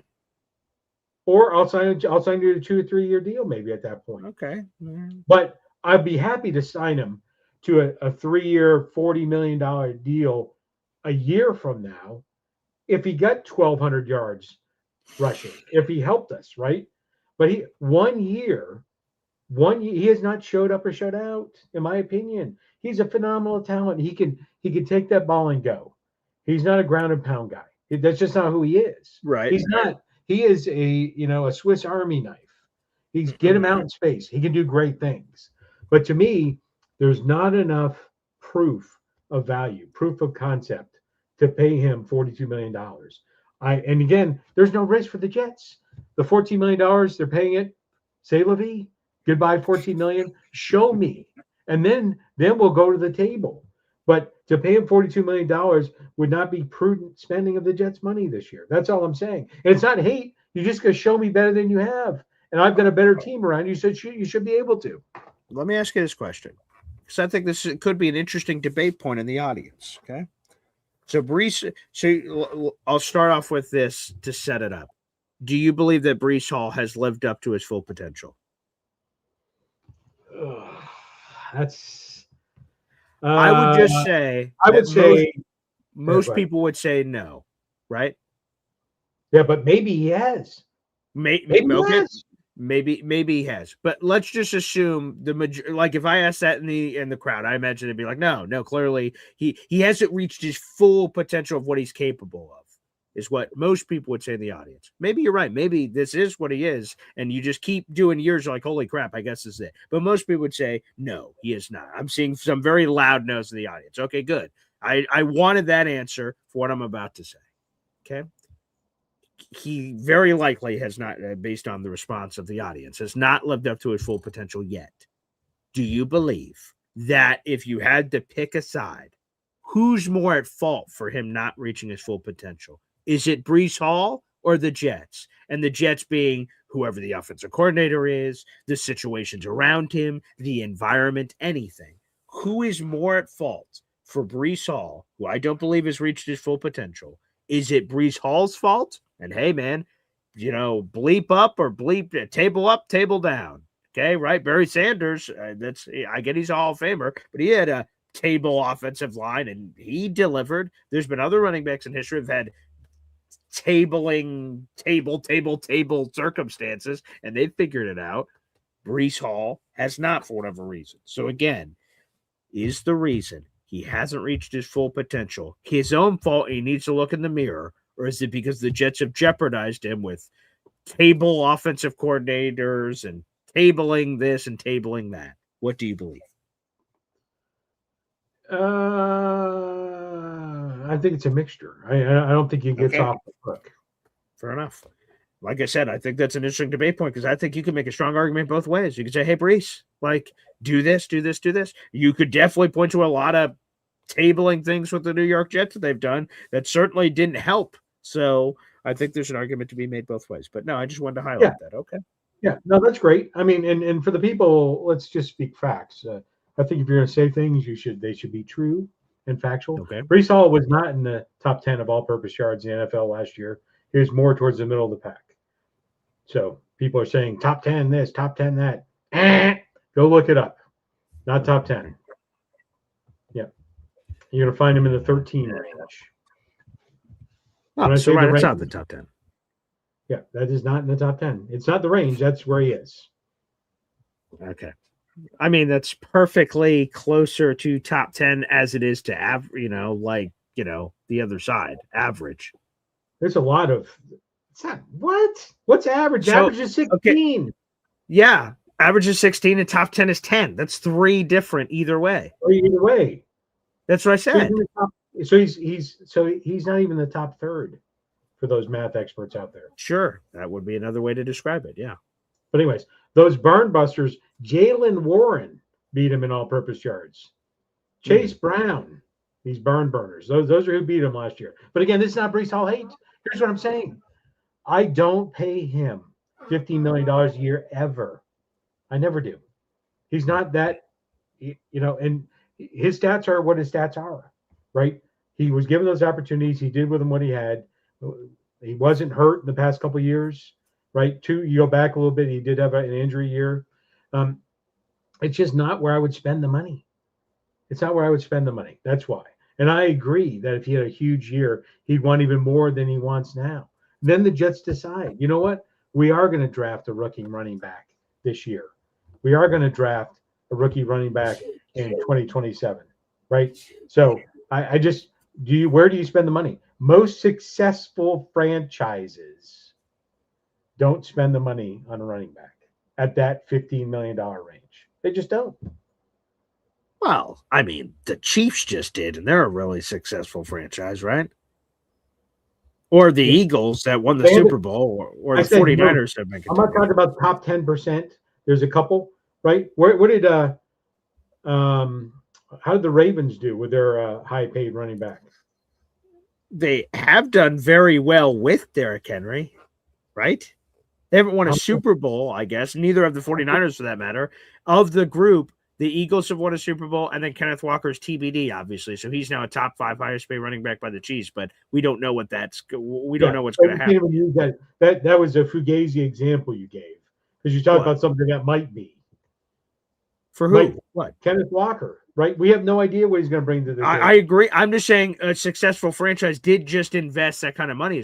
They are successful. Now, we don't know what the success will equal with Kenneth, but they have been a very successful franchise. The money to clear waters, right? You're talking about something that will happen in the future. That's all I'm saying. But yes. Okay, fine. Fair enough. Anything else on Breece Hall? No, again, let him play it out. Don't overpay. That's really play the tag out. Play the tag out. Okay. Play the tag out, and then decide, really evaluate, this is what he brought with a good offense. Is he worth it? And now I recognize it's going to cost more, but I'd be more than willing to pay, and we're talking more. So if he would take 13 or 14 million this year, the span between that, what he'd be worth next year is a couple million a year, right? No one's going to pay him $20 million a year. That would surprise me if he got into the Christian McCaffrey Saquon range, right? Yeah, if he had his career year, the price tag goes up $1 or $2 million a year. Okay, then you figure it out. I guess the only exception I will give to that, if he absolutely blows the lid off the place and has 1,500 rushing yards or something, not just a career year, he has 1,100 rushing yards. If he has a career year of career years, that's where we could get a seismic jump for he thinks he's 14, 15 million. He has that kind of year. He's yeah, why am I not Saquon Barkley, Christian McCaffrey? Yes, that kind of seismic jump, yes. If it's just barely career year of what he had done previously, no, I don't think it jumps to that number 1, number 2 category. I just don't think that's where the Jets should spend their money. That's it. Fair enough. Touche. That makes sense. But he is a solid running back. Don't get me wrong. Just love it's hey, no Breece Hall Center, but the words you use, it okay. You and Mom G. Your beautiful wife. He's in the top half of the running backs in the NFL. Do you think if you called up your wife right now on the phone and says you are a solid wife, what do you think her response would be to that? Well, if that was accurate, which it's not, I think that's great to hear. Come on. Because you just know, I don't know all these young hip lingo terms. My kids aren't old enough yet where that's coming in my house, but there's some gaslighting happening here where you bait fans because that's the whole Breece Hall thing about you. You're yeah, he's a solid running back. And then just as you're okay, the conversation's over. I'm not going to say anything else. He's a solid running back. And then just when that word, I think that turns a few his whole career, he's been in the top 10, between top 10 and top 15, and he's outside of the top 10. That's a solid running back. That's not meant as an insult. Nor is it meant to bait. It's just meant to be the truth. It's a little condescending, sure. But which is fine. All right, let's move on. What other topics do you have on your platter this morning? Yep. No, I was just going to give wrap up a Brody update. Okay, please. I do appreciate everybody's thoughts, prayers, love, and support for my oldest son, Brody, and Boy Green's son. So we appreciate that. I'll tell you that 18 days ago, he was given a 40% chance of survival. He was in ICU and a medically induced coma for over 2 weeks. So today, I'll share this, although I just found it out this morning. There's a chance that he moves out of ICU in the coming days, which means that his condition has improved significantly. He is speaking now. There is a long way to go. I'm not getting into the minutia of his medical issues, but there is still a long way to go from what he's battling. And I wouldn't say he's 100% out of the woods, but he's on the road recovery, and they think he's going to fully recover. So I appreciate everyone's support through this time. Well, you just shared that note, I believe, publicly for the first time of that, really how dire this situation was, and receiving that phone call and where the direction that this could have gone. So I've mentioned how scary it was, but I haven't, gone any more beyond any Brody update you've shared publicly. And that's, man, just so God is good, 100%. And, continue hope that the arrow continues to point in the right direction. To your point, no one's out of any woods yet, but oh my goodness gracious. It's just, it's been tough. It's been tough. Yeah. All right, Pop. Well, is there anything else before we get to any phone calls here? No. With that, I'd just like to circle back to the Breece Hall truther. In the words of my father, some people just can't handle the truth. That he has said a time or two. He certainly has. Let's see here. There it is. You can't handle the truth.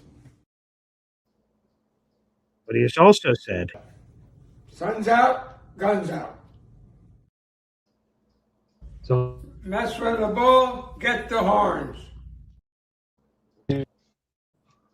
2, 1, go. Get off my damn lawn.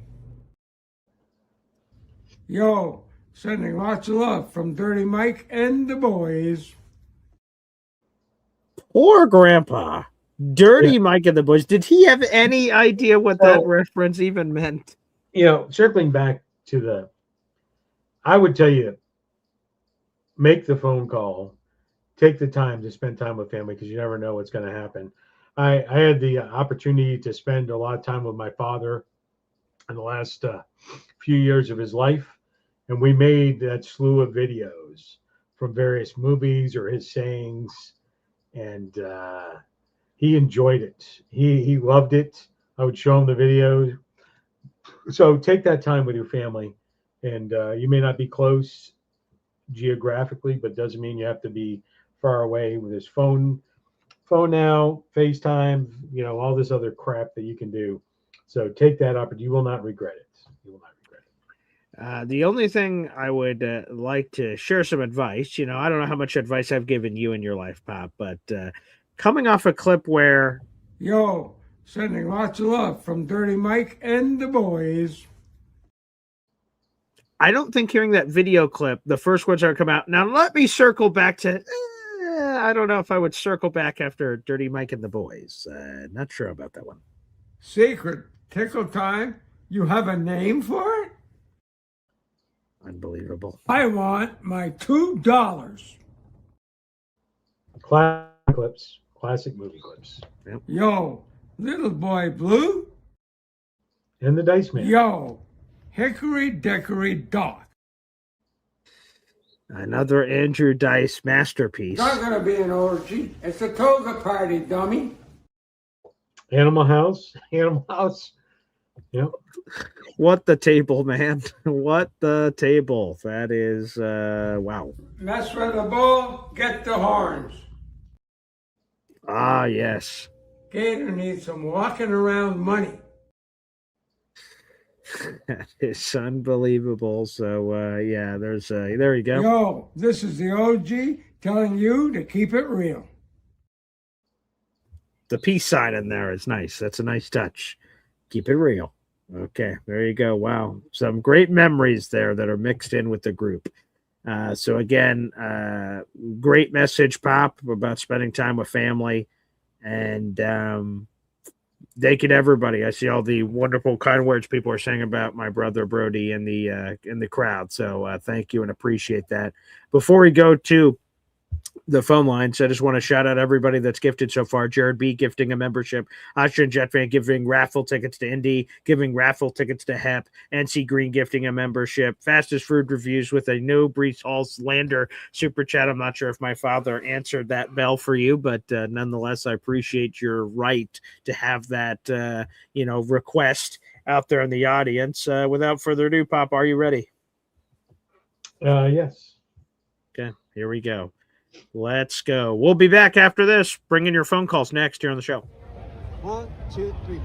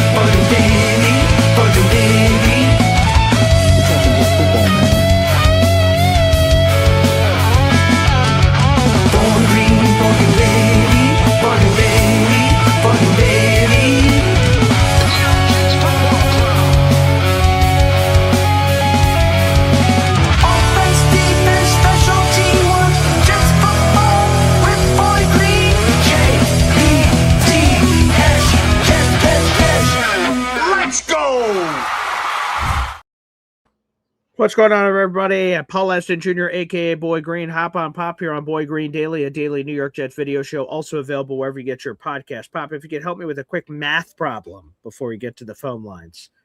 So there's 300 people in the room. 120 of those are on YouTube. Okay? We have 66 likes. Any thoughts? Yeah, if you could pull out the calculator and add up what you can there. Mm-hmm. Doesn't add up. Doesn't add up. So Take what that should like they do? button to Pound Town. There you go, right there. Take that like button to Pound Town, my pop says. So again, if you're watching the show, the free way to contribute is liking the video on YouTube.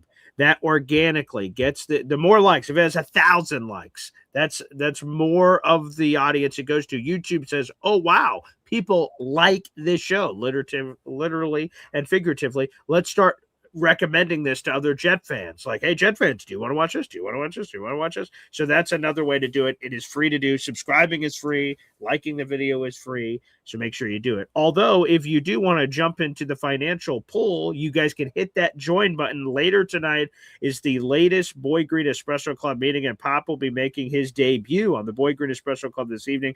As scheduled for 8 o'clock, I do have a Syracuse Mets baseball game coming up, but unless it's the longest baseball game in history, that should not impede the show tonight. So I'm very much looking forward to it. Can't wait to catch up with all you. And again, Pop will be on with us right off the top rope, which should be a lot of fun. All right, let's do this. Let's go to the phone lines here on the program. We'll kick it off with Hep. Hey, Pop. It's good to see you back in action, bud. You know, Brody's in my heart and Mrs. Hep's heart. And we every day we're sending positive vibes to him. And, you know, we love you guys. Thank you so much. So I want to talk about a Browns guard that might be shaking loose, a Joel Bitonio. Do you know anything about him? Yeah, so there's some teams that have really good players, but they're on table teams. Yeah. And, sometimes they slip under the radar. Like, for instance, this may not be a good example, but like Joe Thomas, right? He is a Hall of Fame. I was at his Hall of Fame induction. It was the same year as Revis and everybody, and him getting inducted. And Joel Bitonio is one of the best guards of this generation, but we don't really know it because he was on the Browns. He remains a free agent. He is an unrestricted free agent right now in this moment in time. The Jets could totally hit the upgrade button by doing it, and it just harkens me back. I'm not sure the Jets will end up delivering the same team success, but they signed Alan Faneca. And Allen came from that same AFC North division. Now, Alan Faneca had championship experience with Pittsburgh, as opposed to Joel, who does not. But, like, to bring in that just savvy veteran, a glue to the room, Alan Faneca was super impressionable on a very young DeBrickashaw Ferguson, and God rest his soul, Nick Mangold. Joel Bitonio around a young Olu Muiwa Fashanu and a young Armand Membu and a young Joe Tippmann. I imagine the contract they pay couldn't possibly ever reward back Joel Bitonio for what he could give to the Jets and things we don't see. Meetings behind the scenes, after practice, and showing them this technique versus this technique. He's the captain of the offensive line, essentially. 100%. And there's just so much he could give the Jets. So he's still hanging out there. I have no idea why. He is I don't know if he's pondering retirement at the end of his career, but if he is possible to be grabbed, and now we're at this stage, right? We're not talking about comp picks anymore, and money gets a little less every day for these kind of players. I would love for the Jets to kick the tires on him and add him to the room. I think he would be a great veteran to bring in. Go ahead, Pop. I'm sorry. Yeah, no, it's odd. 7 consecutive Pro Bowls.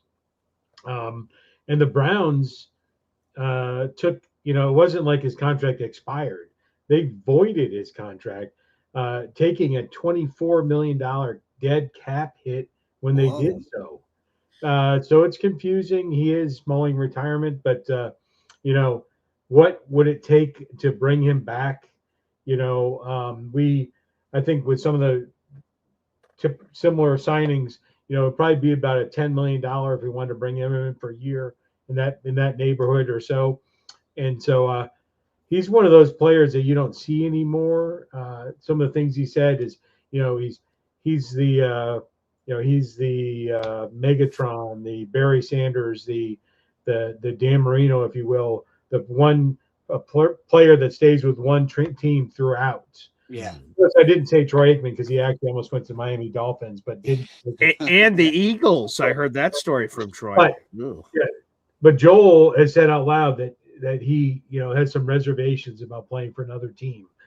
So if he does not retire, I think he would take less to stay with the Browns. But I do think the Jets should at least reach out, take a flyer on him. Yeah.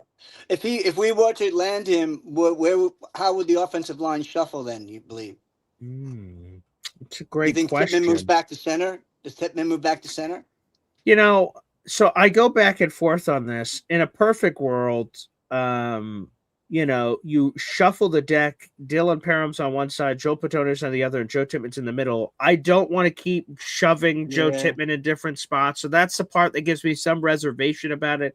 Rich Cimini has been asked this a bunch of times on the Jets Collective podcast, like pre-draft, if the Jets draft a quality this, would that move Tippmann to this? And from Rich Cimini's perspective, Tippmann loves playing guard, and you make more money at guard than you do at center. So wink. And number two, the Jets like Joe Tippmann at guard. He had some hiccupy sort of snap issues. I think that was sort of overblown, but it's fine. There. Yeah. It was there for sure. Like, I can't pretend it didn't exist. So if you're trying to get the best five out there, you bring a Joel Patonio. He lines up at one guard spot, Dylan Parham at the other, and Tippmann's at center. And then, oh my goodness, Olumuyiwa, Parham, Tippmann. You have Patonio, and then Armand Membu. Whew, that could be a top 5 offensive line in football. But I also, like Tippmann, he's now eligible to speak about a contract extension. That's a storyline to watch over the next couple of months. And he's a free agent next offseason. So, does he, and if you switch him again, what do you pay him as, a center or a guard or what? So it's a little complicated, but yeah, I would be very interested in Patonio if he wants to continue to play. All right. And congratulations, Chef Kevin. I was rooting for you. Thanks, guys. Appreciate it. There he is. Hep joining us here on the program. Yeah, that would be fascinating. Again, we're now in this. If you look at the free agents, and I don't think some of these names are going to come to the Jets, but just the names. There's still Stephon Diggs out there. There's some big name people that are still floating out there in the universe. That let me try to pull it up here a little bit for some of these free agents. Pop, I'm writing a piece. It'll drop on Heavy later today. Like, for me, one of the big rating on this team to me is still off-ball linebacker. They didn't take one during the draft, and now you can do a lot of speculation of why didn't they take anybody? Is there a reason why they didn't? Do they think linebacker's not as big of a need inside their building versus what the fans think? Tyreek Hill is, again, I'm not saying these guys are going to the Jets. I'm just saying names. But Tyreek Hill, Stephon Diggs, Taylor Decker, I believe Marshawn Lattimore still out there. Your boy Trayvon Diggs is still out there. L'Jarius Sneed got cut. Deebo Samuel's out there, like Joel Patonio, who we mentioned. There's you go down there. Oh, look, our good old friend Hassan Reddick, of course. Yeah, he's out there. Joey Bosa. There's a bunch of there's some big name guys that are still out there. So some big names for sure. Absolutely. So, yeah, there's still a lot of work for Muji to do. That's for sure. We'll see if he does any of that work here on the program. All right, let's keep rolling on the phone lines. Up next, EZ. Hey, where have you been? Are those yeah, that's a good question. Where has Pop been? But are those American overalls that you're wearing right now? No, it's just a cut-off shirt. Oh, okay. Oh, I see. The way it lined up, it looked like, which I was about to say, quite a fashion statement. Very nice. Okay, good. It's USA, baby. Yes. Yep, I've been in South Carolina. Visiting Boy Green's elf shop, and that's where Brody is. So we spent almost a week there with Brody in South Carolina. So that's why I was. I tell you, life is fragile. 2 summers ago, I was in the hospital. I mean, I wasn't in as dire straits as Brody, but it can happen. Just Jesus. Yeah, man. I know you guys are keeping what happened to him private, and I get that, but damn. I mean, it sounds pretty serious, and I hope he gets through it fine. Thank you. Thank you. That's a terrible thing. Family members and stuff. Mm-hmm. But anyway, so I wanted to talk about Breece because I think Pops is like salivating to get him on the Cowboys. Hard Oh, pass. Easy, when we were back in school and you picked on a girl, they used to say, like, oh, he doesn't hate you. He loves you. He likes you. So, Pop, you're right, Easy. Maybe you've just hit the button on there that Pop has been making fun of Breece Hall and poking at him because he likes Breece Hall. Suddenly, it makes all the sense in the world. Yeah, Easy. So he's taking Breece's pigtails and dipping it in the ink bottle. No Breece hate. No Breece hate. I will not do that. But the Dallas Cowboys have many faults. Many faults. Mm-hmm. But one of them is not they getting deals done. Javonte Williams was the steal of the free agency market. $8 million. 3-year deal, $8 million. For those that don't know, look up his stats from last year. A top 10 running back in the NFL. Top 10. And they got him for $8 million. He didn't even hit. They just went to him. Here you go. Here's some guaranteed money, $8 million. He snatched it up, never hit the market. Yeah, he did. I had a question for Boy Green. Okay, lay it on. I had a question. All right, now I had heard we drafted that safety in the 7th round. VJ, but I had also but when they drafted him, I was thinking, did they draft that guy who was supposed to be like a first? Because I didn't know he was a safety. They just said defensive back. When I first heard that they got him in the 7th round, I kept thinking that it might have been that guy that was injured who was projected to be a first rounder.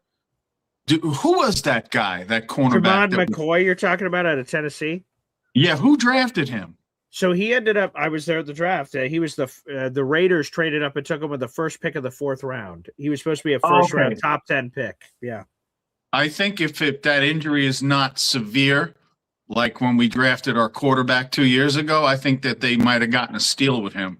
For sure, right? We took this to your exactly what you just said. We took the same swing with Jordan Travis. Unfortunately, it didn't work out. Sometimes you risk it to get the biscuit. Sometimes it pans out. Sometimes it doesn't. So yeah, if he's Travis right, the Raiders got a first round corner.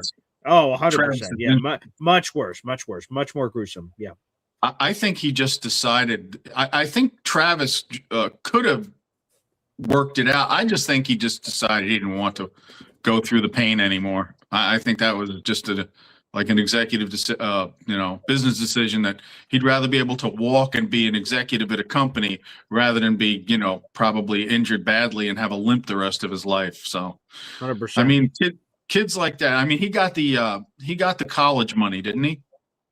He was the IRL. I'm not sure if Travis did. Well, technically, there's a certain duffel bag on a certain park bench, so maybe he got the money, circumventing the NIL rules before those existed. So yeah, maybe he got his money. I don't know, but I heard that he had like an insurance policy on himself, which, by the way, is good. That's what those high-end college athletes should do. You're supposed to do that. I mean, 100%. Protect yourself just in case. You never know what's going to happen. And unfortunately, his was a very gruesome situation. I mean, Ricky New York can speak more to it, being a Florida State guy. But yeah, thank God he had an insurance policy on himself. So he got like $1 million or $2 million for falling out of a certain part of the draft. So good for him. Yeah, cool. But yeah, so my feelings on Breece is he's a good running back, but just like every other running back, when he's in space, they're good because they're in the NFL. There's really no ham and eggers in the NFL. I mean, when you think about how many players get to make it to the NFL and the practice squad, you got to be great just to be in a practice squad. Sure. But it's the elites that can get through the line, that can break tackles. I mean, I just don't see that in Breece. He hasn't proved it in the 4 years he's been with us. He just hasn't. Right. And yeah. And I think I posted earlier, I wouldn't give him more than $10 million a year for 4 years with 28 guaranteed. Yeah. And maybe Yeah, maybe they just won't strike a deal, right? The line in the sand the Jets draw, the line in the sand Breece draws, they just go, okay, this is going to happen, but you're tagged for now, so we're going to play this out. We'll play see you out next the year. year. He's basically right now he's playing for a contract, not playing for a contract with the Jets. He's playing for an NFL contract this year. He's auditioning for the other teams. 100%. That's right. Now, if Geno has a good year, if Geno now that Geno is not on the Raiders, who are arguably worse than the Jets last year. Not arguably, they were. They had the number 1 overall pick. Yeah. Yeah. They tanked that seriously. They 100% did. Yes, I can't. I mean, they took their best defensive player and benched his ass. Yeah, and he threw a fit in their facilities. I don't blame him for throwing a fit. He's an NFL player. He wants to play. That's why he worked his ass off to get a job where he could do what he enjoys doing and making money at it. And then they took it away from him. Why? So that they could pick somebody else? That's not what he wanted, man. Max Crosby's got, he's got some chops to him. Sure, definitely. But shit.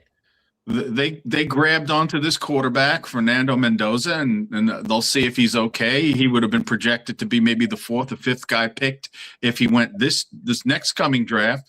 But, you never know. You're always, like your dad said, it's a crapshoot with a quarterback. It's a dart throw. You never truly, truly know who is going to be the absolute badass best pick. Even when we picked Zach Wilson, even though Trevor Lawrence went first, right? Yeah. Even Trevor Lawrence didn't light it up until last year. And last year, it wasn't so much that he lit it up. He finally had a team under him. Yeah. So it's not like he Tom Brady'd it last year. He just played to where a good NFL quarterback should play. And he was the overall first pick. Yeah. So look, Tom Brady was the 199th pick, 6th round. Correct.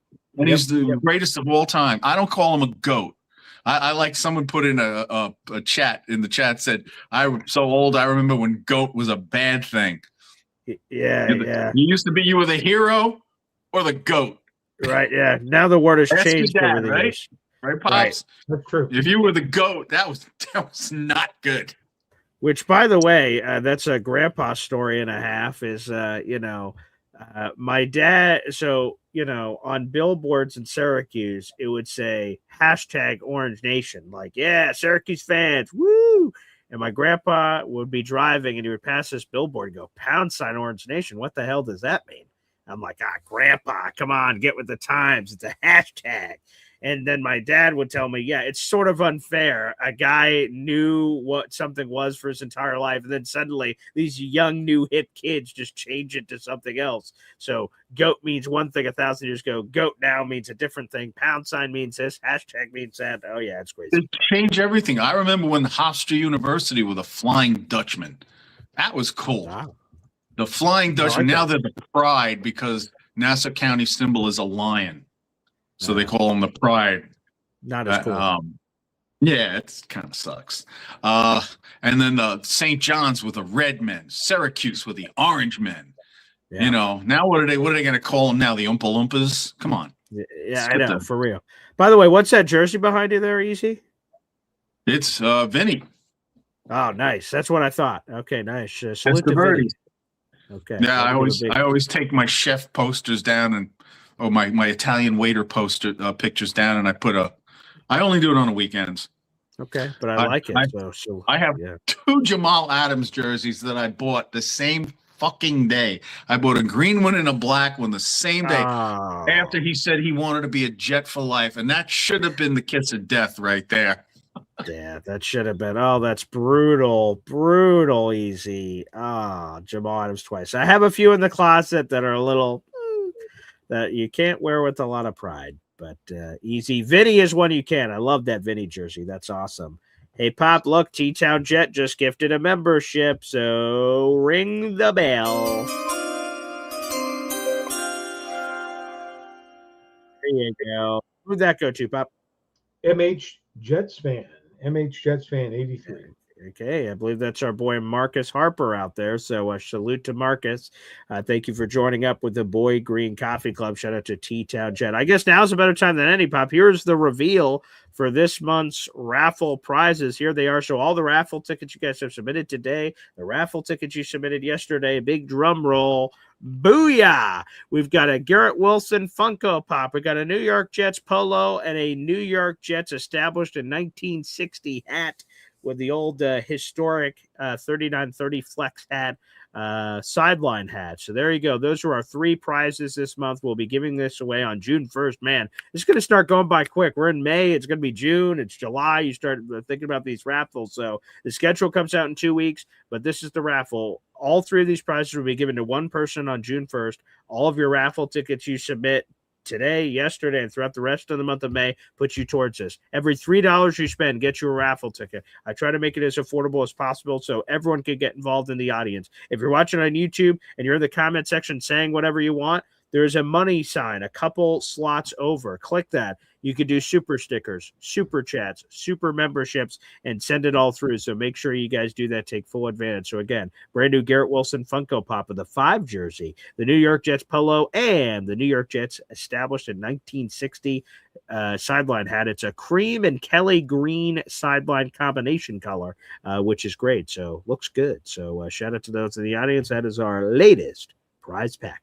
Go ahead, Pop. Yeah. Just when we reveal when the tailgate is, when that happens. Yes.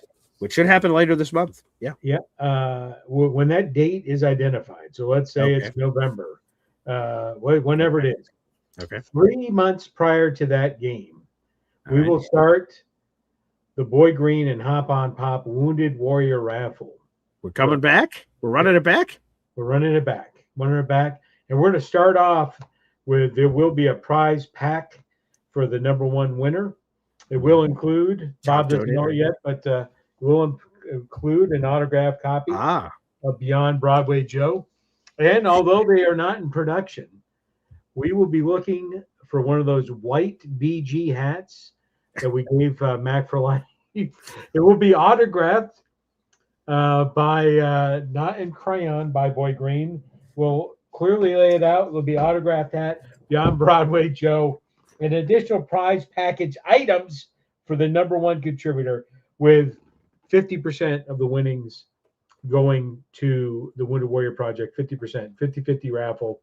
And I will share that I believe it was Cole Young won it last year. He was at the raffle. And he actually donated half of his winnings. So 75% of the money of his own volition, to be clear, of his own volition. He won the raffle. So he gave back 25% or 50% of his money. But the top contributor, not necessarily the winner, the one that donates the most, and it was Mac for Life, gets the prize package. So there'll be a prize package, and then the spin the wheel at the tailgate for the winner of the 50-50 raffle. Yeah, and I want to make this clear. I think my pop did, but I just want to reiterate it, that there's no finder's fee, there's no shipping and handling, there's no nothing. Sometimes, if you notice in the fine print of you donate to charity, it says, hey, 90% goes to the charity and 10% is to whoever the people are collecting it. We have no collection fee. There's no nothing. All of this money is as described, where it's, again, it's a 50-50 raffle. So 50% will go to the winner of whoever is chosen on the wheel, and 50% goes to the Wounded Warrior Project. And whoever the top contributor is, whoever donates the most money. Sometimes, as you see in our raffles, just because you donate the most money does not mean you win the raffle every single month. Sometimes it's random and goes to somebody else. But we still want to make sure that we honor, as we did with Mahar Khalil and Mac. We got to meet him and his beautiful girlfriend at the Cloverleaf Tavern the night before, which was awesome. Is, again, we still want to honor whoever that person was that donated the most money. So there will be that prize pack my Pop just mentioned. But again, I wanted to make it clear there's no collector's fee. There's no nothing. Me and Pop are collecting zero money for this. We just want to raise money for charity and do something badass and cool around an awesome tailgate where Chef's going to be cooking up amazing food and Lou B's going to be pumping the B Sprinter, and all that's going to be super badass and cool. But this is just a cool thing over the top, Pop, that is all you. And I just would like to mention the top 3 contributors last year who received an autographed Wounded Warrior card from myself. Those were number one Austrian Jets fan, NC Green, and Mac for Life. Those were Boom, boom, boom. so thank everyone that gave money last year. We ended up the output with some rounding and popification upward. We gave $2,000 to the Wounded Warriors. So thank you, everyone. Which is awesome. Yes, whether you donate a penny, $100, $1,000, $50, $10, doesn't matter. All the money will help. Again, more details on that to come down the line. So we'll figure out the schedule. Again, the schedule comes out in 2 weeks. I'm in constant communication with the Jets to try to identify that game, and I'll be speaking to all the powers that be, Pop, Blue B, Chef Kevin Gilbert, to make sure the game works for all them. And once it works for all them, we'll select game opportunities that the fans will be able to vote on Discord and things of that nature to really lock this in. But once we figure that part out, then we'll soon thereafter have the Hop on Pop Wounded Warrior project for money. And also, obviously, we'll keep you guys posted on how much it's going to cost. Again, that's a little out of my hands. We got to see what the game is, where we're sitting. There's a lot of variables and things of that nature, but we'll let you guys know. Last year's group package was $300. That included the whole shish kebab of food, the game ticket, and tailgate experience and everything else. So we'll have details to come on that in due time. Back to the phone lines, a key piece of that tailgate experience. This is one of the most dynamic talent guys in the business. I mean, he's spectacular. I mean, you guys know him. He is Lou B, who brought DJ Polly D, Rockin' McFadden's, Jake Asman. I mean, this guy is the man. There's just no other way to put it. I thought you were about to introduce Chef Kevin Gilbert just now. So I was like, oh, Chef's coming on. So a little pow. Yeah, there we go. Number What's up, one, Ruby? Brody Strong, the best Thank of you. luck. Obviously, everyone in this chat is praying for you guys and Brody. Thank you. Number one. Number two, congratulations to Chef Kev. We were all in his corner. The Boy Green Coffee Club showed up and took this man home because we were competing with someone that believes in cheating. I don't know if he believes in cheating, but he had cheaters behind him. And 100%. Chef won that. But Pop, I was with your son when they called out Jeremiah Love to the Arizona Cardinals. And as I can tell you, I went down on one knee.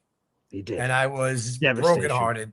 And not that I really thought they were going to pick him, but I knew it was just like you said, it's going to be a mistake one. They are going to realize that was the guy. I think Arizona just had the most pre-orders in history for a jersey, and it's going to give that team hope, which players like to play in an environment where people have hope and want to see them win. And it's something that the Jets truly need, and I hope they did get it by knocking out this draft. Now I am the biggest David Bailey fan. That's it. I'm all Jets all the time, as your son knows very well.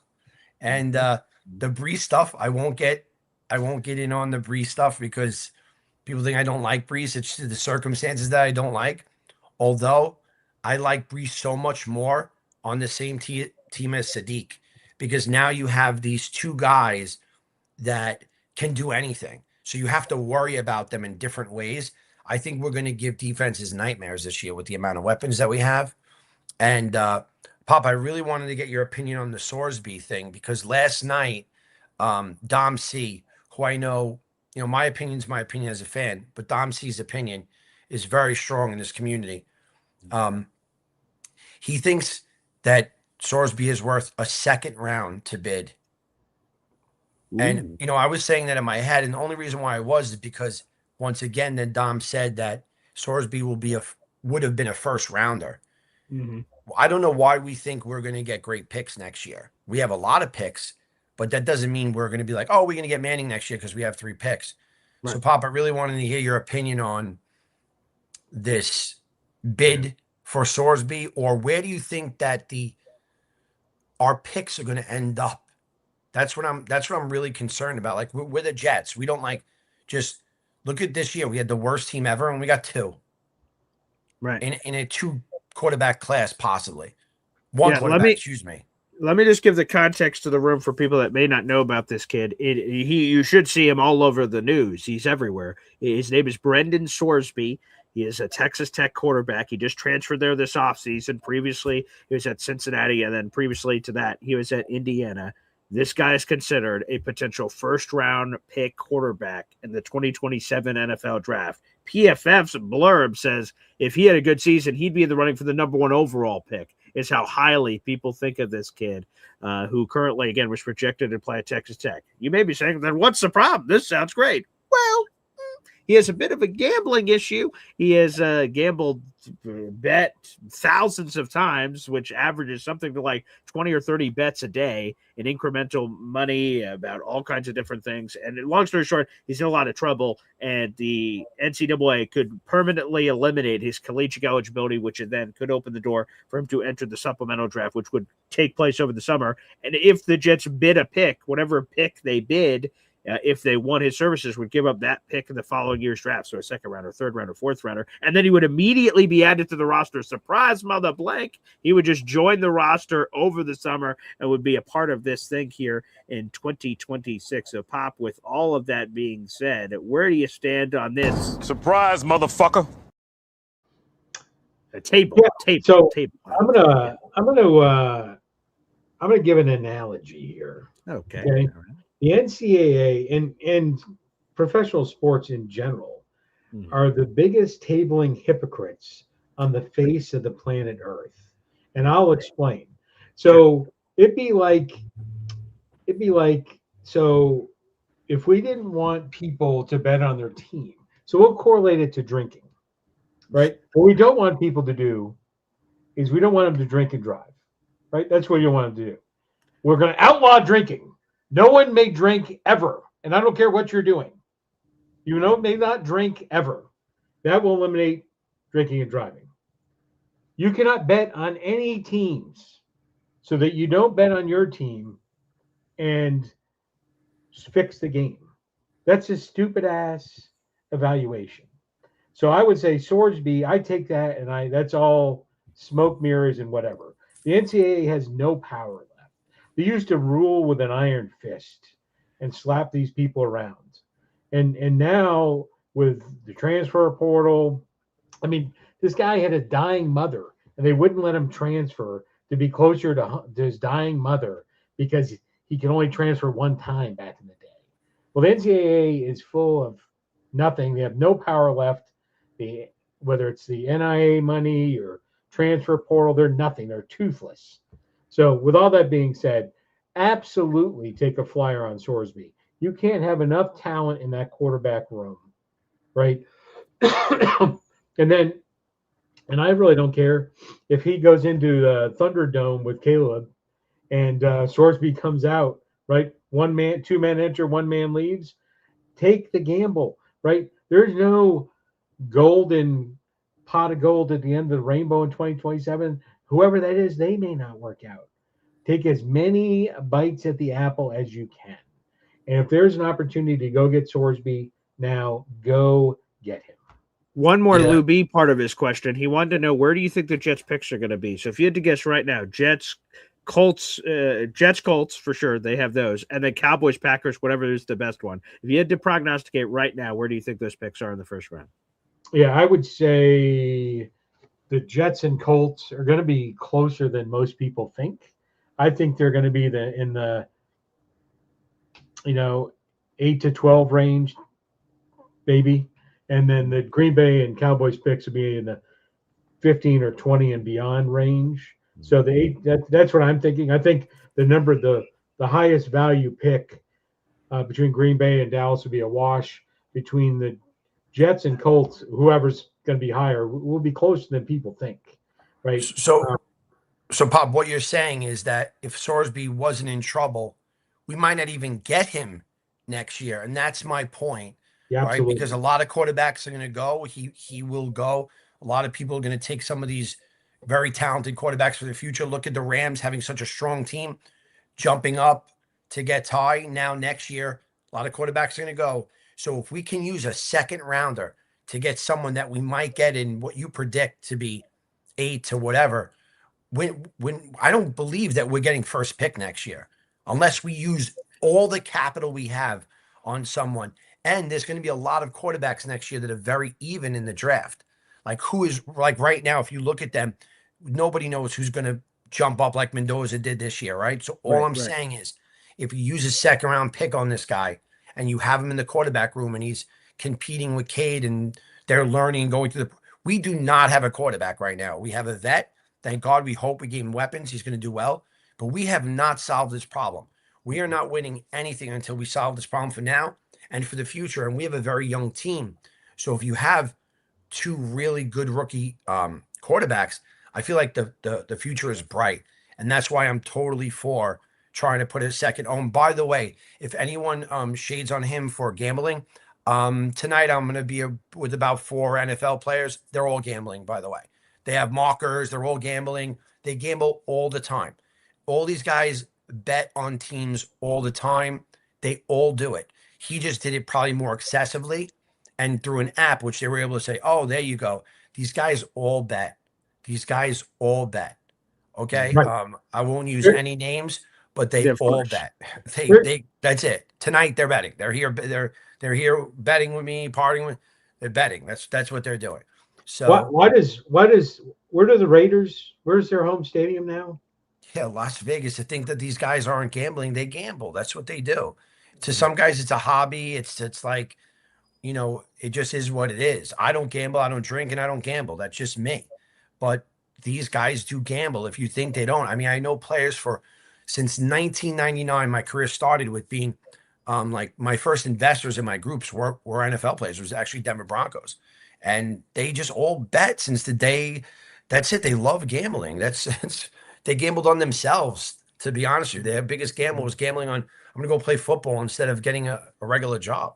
Mm-hmm. So that's how it is. So Sorsby just needs to know, and maybe they get him and say, hey, look, there's a contract, just like Kyler Murray had specifics in his contract. Well, guess what? We just gave a pick for you. You're never gambling again, period. Mm-hmm. So something like that. That's all I'm saying. I think Johnny Boy wanted to jump in. Yeah. Here. Before we get that, I have to do this. I want to give a shout out to Philium here on the channel. Let's get this. Thank you. Wow. Philium has given a $3 super chat here to say emoji for Lou B. So I just looked it up. We haven't done this in a long time because like our emojis have sort of been stuck. So for people that don't know, this is breaking the fourth wall for YouTube.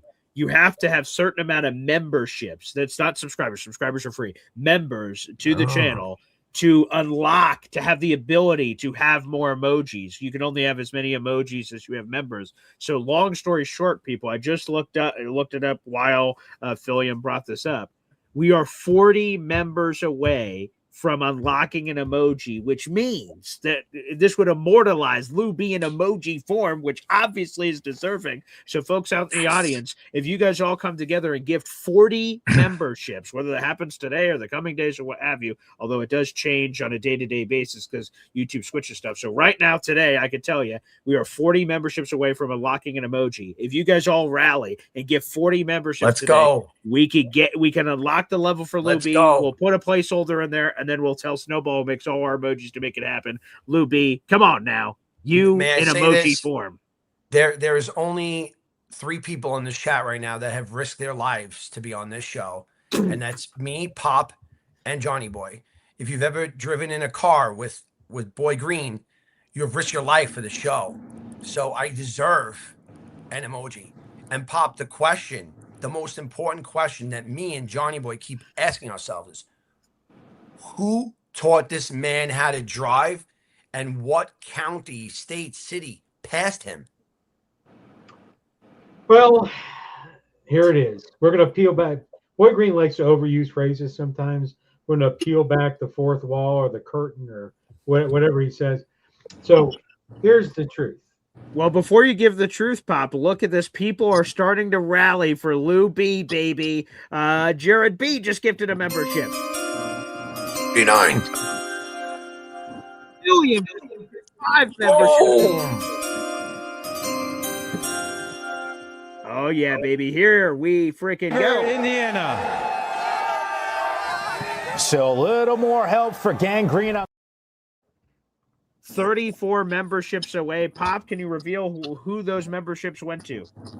I can. I think we're Walter Payton away from Lou B. We are. Yes, we are. So people, again, if you're gifting out there in the audience, we're 34 memberships away. We're getting Lou B an emoji. Snowball will then, once that's unlocked, Snowball will work on those emojis for Jets Worldwide on the side. He makes all the emojis for the channel. We're 34 away. Who do those memberships go to, Pop? Let's go. Papa Jet 73, Timo Denthal, Star of David, Jorge Galvez, sure, Snowball himself. There you go. Oh, They give okay. it free now. That's gotta be a sign. Very Fuller. Okay, there you go. Booyah, baby. We are 34 memberships away, so keep the gifting train coming here, baby, for Lou freaking B. Now, Pop, apparently you have some truths to drop. I'm not sure if I'm going to love this, but go ahead. Well, in reality, back when Boyd Green was trying to get his license, by the way, Boyd Green, just a parallel, Hop on Pop, I bought a car I had a job. I bought a car a year before I was able to get my license. A year before I had my license, my car was ready for me. I got my license on the first day I was eligible to get my license. I walked in and I had my license. And I had my car I've been working on for a year. And so Boyd Green, not so much. Boyd Green, not interested in getting his license, right? He didn't get his license. I'm going to get the math here. He didn't really attempt to get his license till a sophomore year in college is the first time he went for his driver's license. Did he just fail every time and didn't tell you? No, he didn't. He really was not interested. I don't know. There's many nuances about Boyd Green that I won't share at this time, but maybe tonight I will. If you there you go. Espresso Club tonight, 8 o'clock. There you go. There's several things, but I digress. So his Imamji started taking him. At that time, he was going for his license. I was on assignment in Atlanta. And so very similar to now, I would zip back and forth to New York on the weekends. But I was working in Atlanta. This is, again, back in 2013, 2014. And so Imamji took him. And then after one trip, they both said that she would no longer take him practice driving. There was a lot of screaming. Some serious shit of that nature. To think he needs bigger glasses is hard to believe. Yes. Yeah. He could actually never get contacts because if he had contacts, he wouldn't be able to blink because they're so thick. But hey now. But I did take him. I would take him to a parking lot, the empty Walmart parking lot. I'd let him drive around that. Again, it wasn't on a constant basis because I was only home on the weekends. But the long story short is I took him on some. And then even after that, I had to try to teach him how to drive a stick, which was even worse, a manual transmission. So he did take several times to pass his driver's license. He did not. Definitely. That's a fact. And whoever did give it to him, they ain't doing that shit no more. I can tell you that much. That's right. So it did take him more than one swing of the pinata. And then it was probably, I think it was probably, he had only driven about 6 weeks until he told the car that he was driving. So, so there's some facts. So I, unfortunately, did teach him how to drive. Took him more than once to get his driver's license. And within 6 weeks of having his license, he told us. All right. By the way, super chats are now coming in for old Lou B. Let's get those cooking here on the channel, baby. Wow. $5 super chat from Fastest Food Reviews, aka Chef Kevin Gilbert, our winner. First order of business, we definitely need Lou B emoji, Brody Strong, but he's not the only one. There's more in the audience. Let's go. What about Peter Castro with a $20 super chat? Wow. He says, get Lou B an emoji, but that's not it. Mahar Khalil with a $5 super chat. Wow. He has woken up. He's here. Let's see.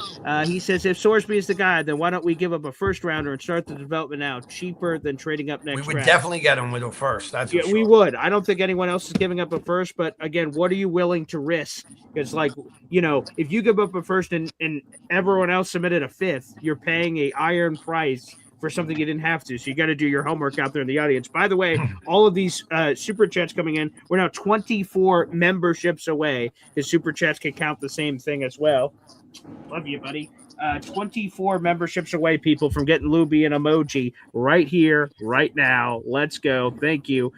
So, Mac, first round would definitely get him. I'm curious if they'd pay that iron price to get him. So, You can only use your pick also, guys. You correct. can only use your own pick. Yes. So we would have yes. to give our second or first or third. Yeah, exactly. Well, at least let's take a shot on him. Yeah. Yeah. Don't worry about the gambling stuff. Believe me, they all gamble. Let's do it.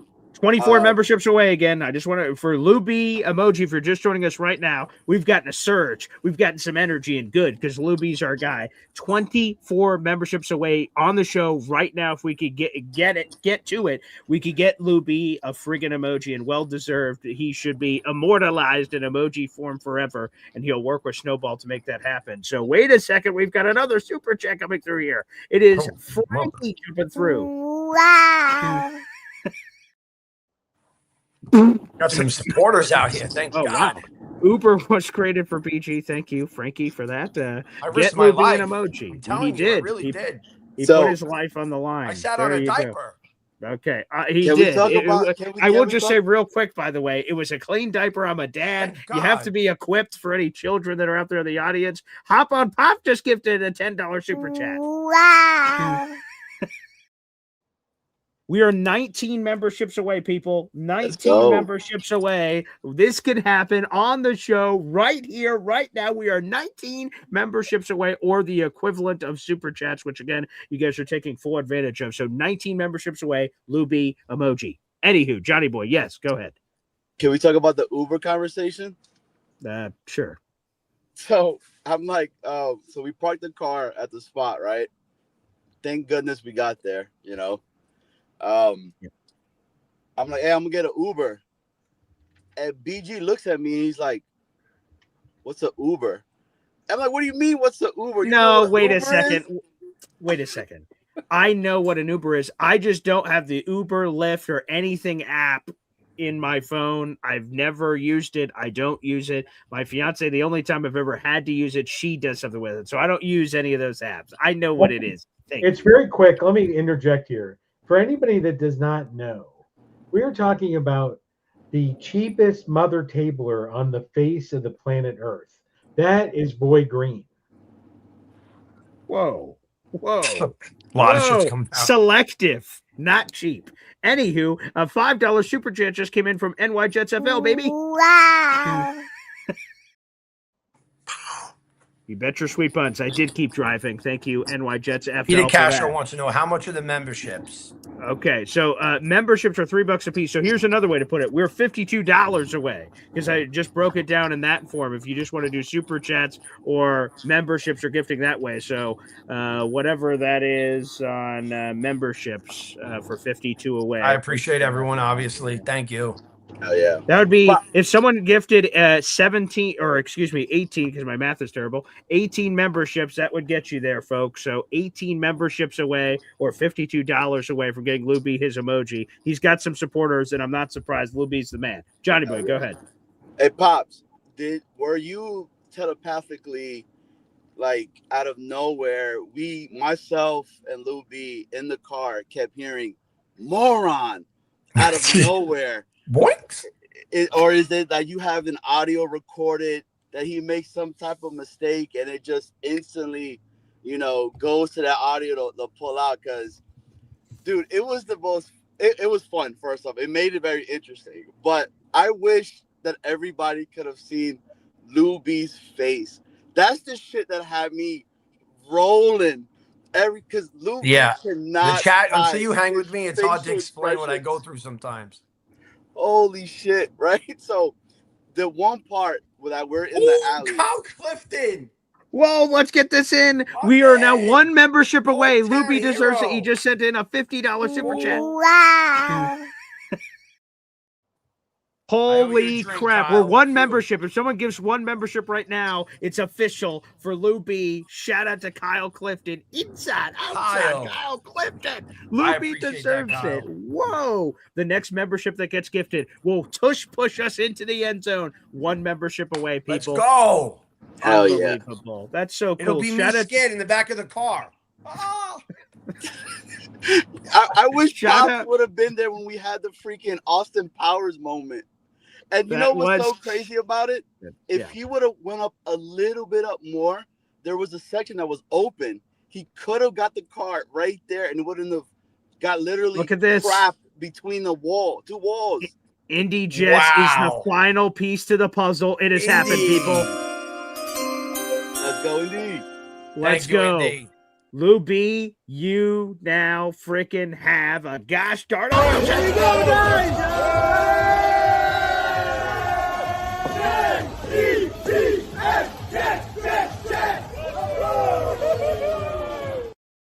Incredible. Thank you, everyone. I really appreciate the love. You know, I try to give it back every day and every game and everything that I try to do. Oh, yeah. And look at this. Other people are just jumping on the dog pile here. Our boy Frankie send Lou B over the top. He sends in a $5 freaking super chat, baby. Wow. Where was everyone when I was in the Asmaniac tournament? Etsy Green just gifted a 5-pack of Boy Green Coffee Club memberships. Let's go. PG, you owe me a drink. Apparently, I owe you a drink and more, baby. Good Lord, have Let's go, Jets. Jets. Yes, sir. Perfect. Good job. It's crazy. Hey, you deserve it, Lou. I mean, you're the man. Let's go. Thank you, everyone. Thank you so much. Honestly, I can't wait to see everyone at Boy Green's tailgate. Let's go. It's happening, baby. It's happening.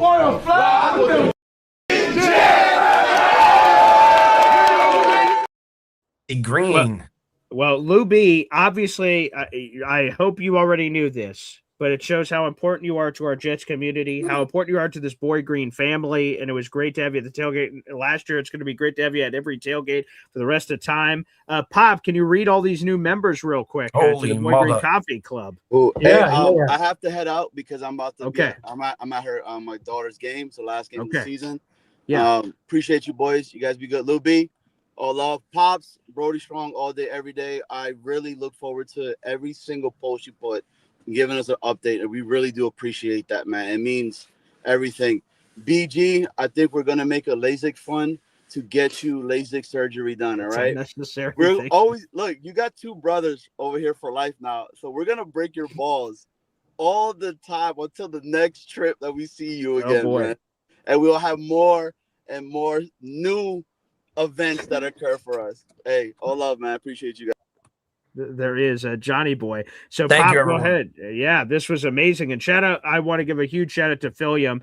He has been telling me, man, Lou B deserves an emoji. Lou B deserves an emoji. And I said, okay. Thanks, Philium. Just let us know. And I said, I'll check the YouTube overlords to see how many memberships we need and what finances we need to make it happen. But we'll do it with YouTube behind the scenes. And Philium pushed it again today. So Philium, you're the man. And thank you to everyone. Guys, I appreciate that, honestly. In. Wow, that's amazing. And I will be adding up all those raffle tickets and making sure they go towards the contest, and I'll be fixing that up after. But Pop, who do these memberships go to, baby? Well, Indy Jets was channeling when he gave that membership to Fire Aaron Glenn.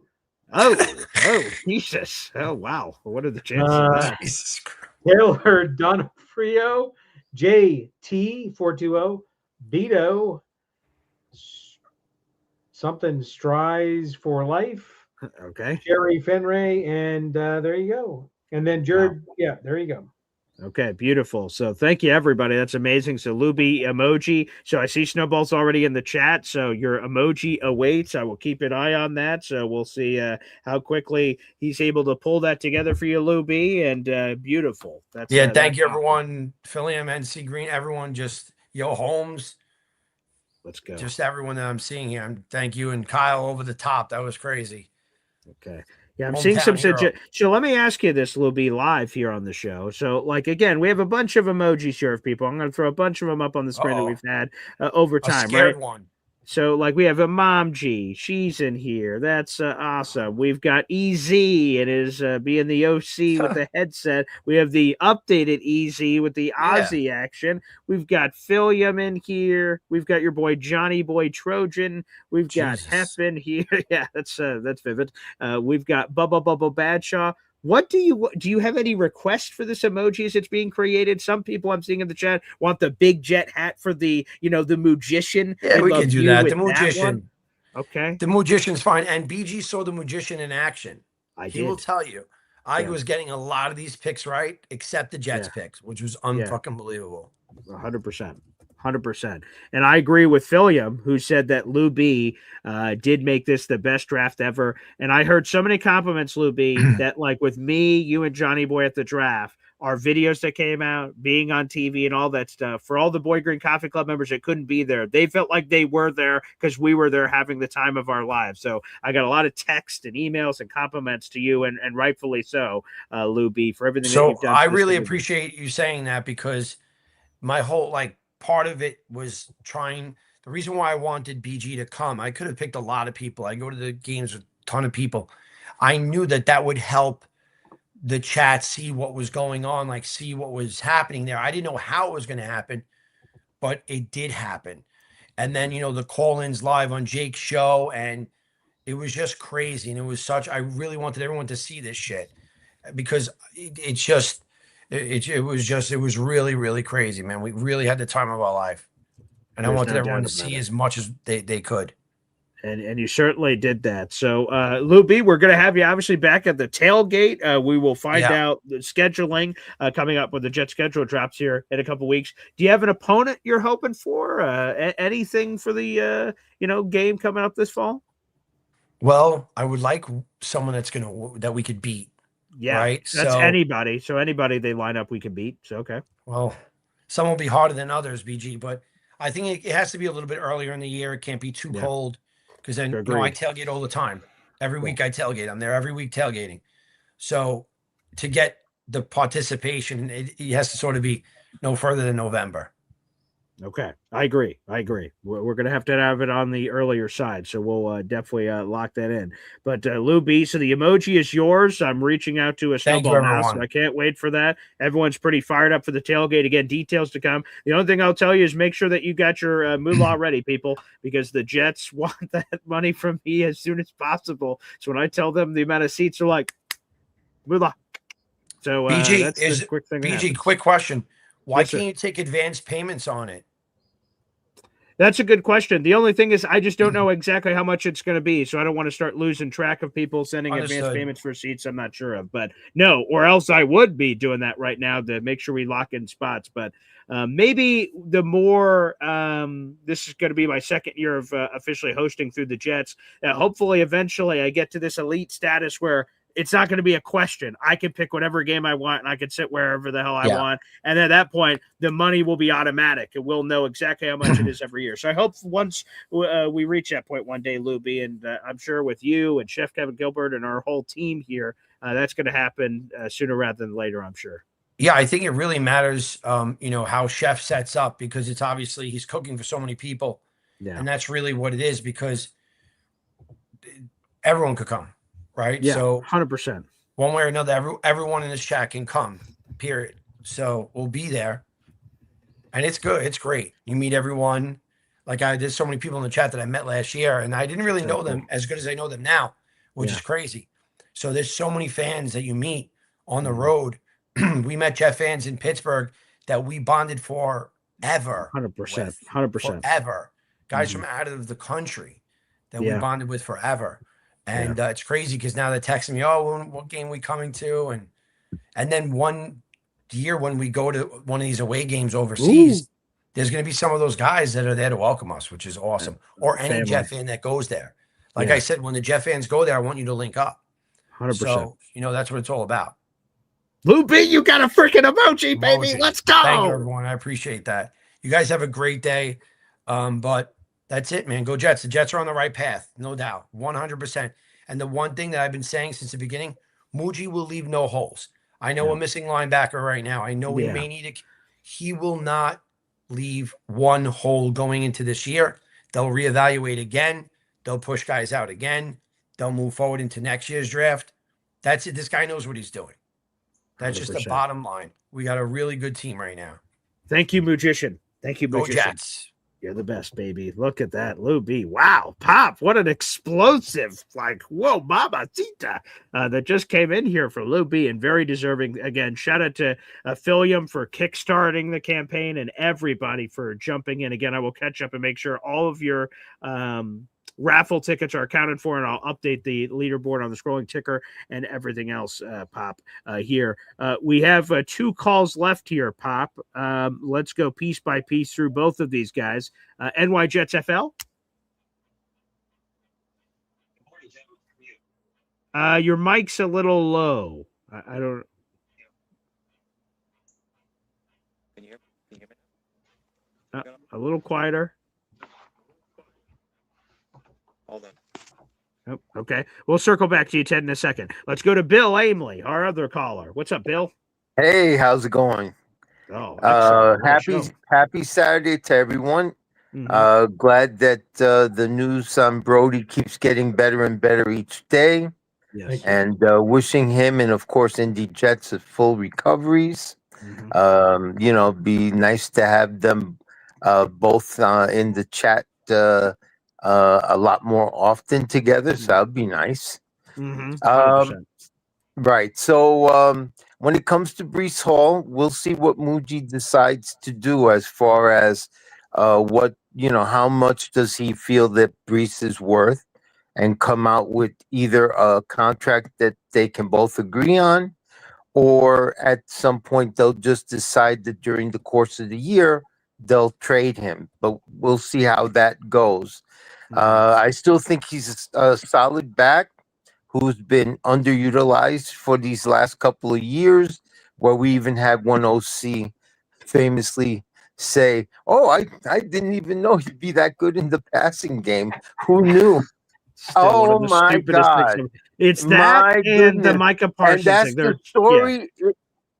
Those are the 2 things that Nathaniel Hackett said. He said 2 things during that season that I will never forget for the rest of my life. That one, whoa, this Breece Hall guy can catch. And he said it in week 8. And you're like, what in the world? And week And the 2, second one, me and my father were at for the Jets Cowboys game. 2023, we traveled to Dallas and do the game. And the Jets were somewhat competitive at the beginning. You're like, oh, okay, here we go. And Dak Prescott had the game of his life. But also another person who had the game of his life was Micah Parsons. And Nathaniel Hackett's strategy was letting Micah Parsons and Dwayne Brown, our left tackle, be one-on-one the whole game. And on the press conference after, it's the SpongeBob meme of, whew, that guy's a little faster than I thought. And I'm like, what the blank? I couldn't believe those words came out of his mouth. Because even if it's true, how do you possibly admit that publicly? Yeah, I know. And unfortunately, AG has thrown in a few of his own comments these last few months. Superpowers, where right, and people everything else. are like, really? This is our coach? What the hell's going on? You know? Yeah, 100%. Oh my goodness. And then also you know, Breece ran for over 1,000 yards in a year where all defenses were playing against the run because they knew that we couldn't pass worth a damn. That's true. That's so also true.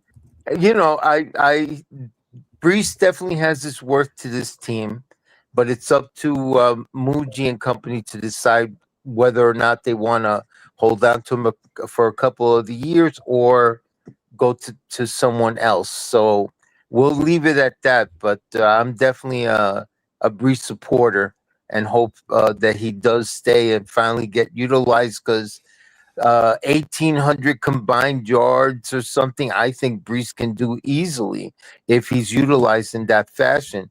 And in this new offense with all these extra weapons, how can he not get these yards? So that's that. Then secondly, now with respect to the draft, I don't know how deep this coming quarterback class is.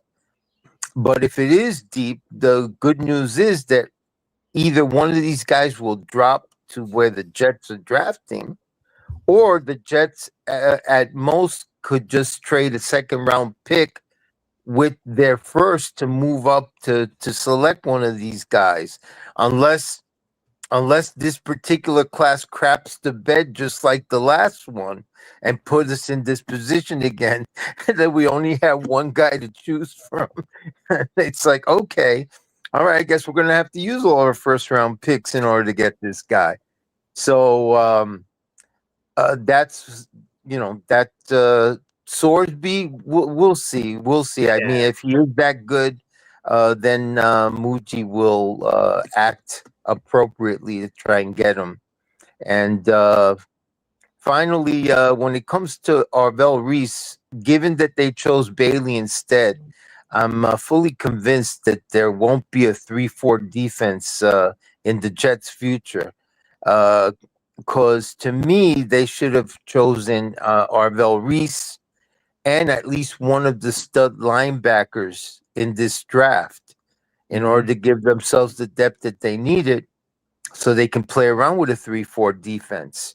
So unless you're going to utilize your safeties as linebackers, I can't see them doing a 3-4 defense. Right. And with these big guys up the middle in Sweat and this Jackson, was it, who we chose in the draft? If these guys are in fact studs, I think it'll be easier for Bailey and McDonald to get to the quarterback, because the quarterback will be retreating back from the two big guys and say, "Oh no," So I don't see an issue with whether or not Bailey can play the run. I think with Dunbar as the coach, I think that they'll work on his mechanics to make sure that he's a lot better at the run, and also give him more of an arsenal when it comes to rushing the passer. So I'm very confident. Let's go, Bill. God bless you guys. Take care. God bless everyone on the chat.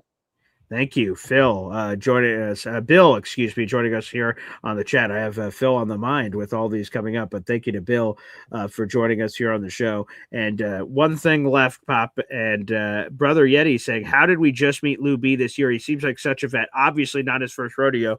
Well, actually, a couple of things here. First off, that's true. I met Lou B last year at the training camp for Jets Giants. That was the first time I've ever met Lou B. And then we did the tailgate together, and now we've done the draft together, and he is clearly a brother for life. So, yeah, I don't know how I have not known Lou B prior to this outside of in the chat. So I don't know, but I'm glad our paths have crossed here. And Pop, there is a huge announcement here, Pop, as we're getting you out of here. Okay, here's the announcement.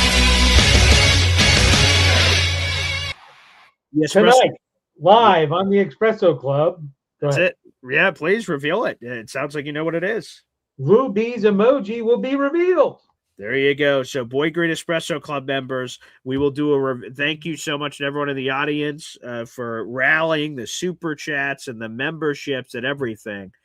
Thank you in the audience. Snowball makes all of our emojis on the channel, which, again, if you're a Boy Green Coffee Club member at the bare basic level, you have access to all those emojis. If you're an Espresso Club member, of course, you also have access to those emojis. All those are custom made by Jets Worldwide. Shout out to Snowball and Johnny Boy, a great YouTube channel over there. Subscribe to their channel. They just recently surpassed over 500 subscribers over the last couple of months, which is amazing. And yes, he makes all our emojis, and a Lou B emoji reveal is happening live tonight at the Boy Green Espresso Club. Again, that's a private show just for Espresso Club members only. So make sure you guys upgrade if you're not already, so you guys can join that conversation. Pop, there's a few more callers left, but I will let you go. I just realized how long the show's going, so I'll take these last few calls, and then I'll put a bow on it. Then I'm heading to the radio station for some Syracuse Mets afternoon/morning baseball here. So I will be doing that here shortly. But Pop, you're the man, and we'll see you tonight for the Espresso Club. Well, thank you. And I'd just like to put in perspective Nathaniel Hackett, the stats for Micah Parsons on that game. Oh, boy. That doesn't feel necessary. 2 sacks, 3 tackles for loss, 1 pass deflected, and 4 slap-arounds of Zach Wilson. Quarterback hits. My favorite play of that game, and you and all the other Cowboys fans gave me a side glance when Zach Wilson hit Garrett Wilson, who went streaking down the field for like an 80-yard touchdown and got away. And I'm like, oh, yeah, baby, here we go. And you guys gave me a side look like, enjoy it while it lasts, pal, because that's it. So It was actually 68 yards. it's 140 yards. I don't know. The fish story keeps getting a little bigger every time I No, tell it. I'm not sure. here's the It fact. was And Garrett Wilson was thrown to 8 times and caught 2 of them. okay. Maybe if Zach Wilson was a little bit more accurate, maybe quality over quantity. That 68 yarder, pretty And good. do you know who the leading rusher of that game was for the New York Football Jets? I hope it wasn't Zach Wilson. Zach Wilson. Oh, Breece Hall, 4 carries, 9 yards. I see. Well, beautiful. Well, Pop, thank you so much. I'll take these last few callers, and you enjoy the day. And thank you for the huge Brody update. All right. Well, thank you. And I'll be back for at least the beginning of the Espresso Club, supporting Boy Green as I always do as the co-host. So thank you. There he goes. Hop on Pop again. Tonight we'll be there for the Boy Green Espresso Club. Let's get a few more callers before we wrap up. Yes, as Hep says, a great show today. Lou B secures an emoji, a Philium idea that launches the entire community. And it wasn't hard to rally that support because you guys love this guy, as you should. Lou B is the friggin' man. He is an absolute legend around these parts, and I'm glad he will be immortalized in emoji form. All right, let's do take 2. NY Jets FL. Paul, can you hear me if I talk louder? A little better, but it's still, there's like, I don't know if it's a different mic or something or what. It's probably my phone. I'll talk a little louder. Real quick, couple points. Chef Kevin Gilbert, masterful job. Yep. Masterful job on the campaign that he ran against Gary. It was not to show up and rest on your laurels. He actually campaigned for votes. He came with creative takes to increase his voters, and he gave us entertainment with it. So masterful job. You can hear me, Paul, if I speak up? Yes, yeah. Whatever, something Okay. just happened, and now you sound like you're right in the room. For some reason, your audio was questionable before. I can totally hear you now, and I just heard everything you just said about Chef Kevin Gilbert, and I'm glad that it clearly meant something to Chef. And when it meant something to him, it meant something to me. Like, I like Jake anyway, but like, when Chef told me how important this was to him, that made me want to vote for him in every round. Rally votes to try to get other votes to vote for him. And so, yeah, I'm super proud and happy for Chef, and he's bringing the hardware home. So beautifully said by you. Oh, thank you. Real quick, if you're not watching the NHL playoffs, because I'm a Lightning fan, yeah, it's been amazing. Every game's been going down to the wire, a lot of overtime. Last night was 0-0 tie, went into overtime. To me, it's the greatest sporting event there is. NHL hockey, especially playoffs, is amazing. On the quarterback next year, Paul. Yes. Todd Bowles is on the hot seat. Baker Mayfield's a free agent next year. There will be quarterbacks that possibly could shake loose. For example, I wish your dad was on, Dak Prescott. Oh, yeah. How many years are you going to go back to the well with Dak and not win anything? Right? Yeah. I mean, you wouldn't have to. I'm not a fan of taking 3 first rounders and trying to get a quarterback. Maybe we can get somebody like Baker and take one of our first and draft a quarterback. And then you have 2 other firsts for whatever you want to add, right? I just, there's got to be other ways to do it. I think our 3 firsts will be in the top 15. That's the way all I look of at them. Okay. Yes. All right, here we go. Yes. So that's the way I look at it. Well, let me ask you this. Which would you prefer? Yeah. Okay. So let's say all 3 picks are in the top 15. Would you take any quarterback that you could get in the top 15, or you have a chance to get a veteran like Baker Mayfield or Dak or whoever the veteran is? Insert random veteran name. If you could pick one or the other, which one do you do? I would take the veteran and take one of the first and draft the best quarterback you're going to get. Oh, so do or both. Even if you have to do a slight move up, maybe a 1 and a 2. Okay. That I would do. Then you can draft other elite players, whatever you want to add to, and then by that time, you will have the you'll be the team to want to go to, right? Possibly to go over the top, right? Yeah. Some of these free agents, veterans will say, "Hey, the Jets are a team on the rise. Maybe we can be the piece to add to that to take them over the top." That's the way I look at it. And I'll say one more thing, Paul. Yes, sir. 2 more things. Connor McDavid plays for Edmonton. He's probably a top 5 player in the league, maybe top 3. He's on the trading block. I was just about to say, Edmonton- I heard this on the Rich Eisen show the other day, whether or not he's going to demand a trade or not. They're not winning. He's maybe one of the greatest players ever to play, but when you don't win, how long can you go down that road? You know, with an elite player, and maybe you have to get younger and maximize. Still a business, right? So maybe you have to maximize him at the highest point and try to get a lot of young prospects to try to go the other way. You know, the whole is greater. Well, the sum of the parts may be greater than the best player on the team. One more thing on the Sorsby thing. I'll make it quick. Yeah. I'm sure. I was a flat out no, but when I look at it, I mean, a lot of these players probably have addictions to weed, porn, video games, women. I mean, there's I came down really hard on a no, but the more that I look at it, if it's something that he's gotten over in a way, I mean, managed, let's just say, you have to consider it. But I wouldn't do a first or a second rounder for him. That's fair. Hey, Ted, before you go, thank you for your contributions to make Lou B happen. That was really cool of you, man. No worries, Paul. God bless, Paul. Have a good one, sir. Appreciate you. There he is, Ted, coming up here on the show. Let's get another caller in. And this guy was a massive reason that Lou B has his emoji. A massive reason. And quite frankly, pushed everything over the top.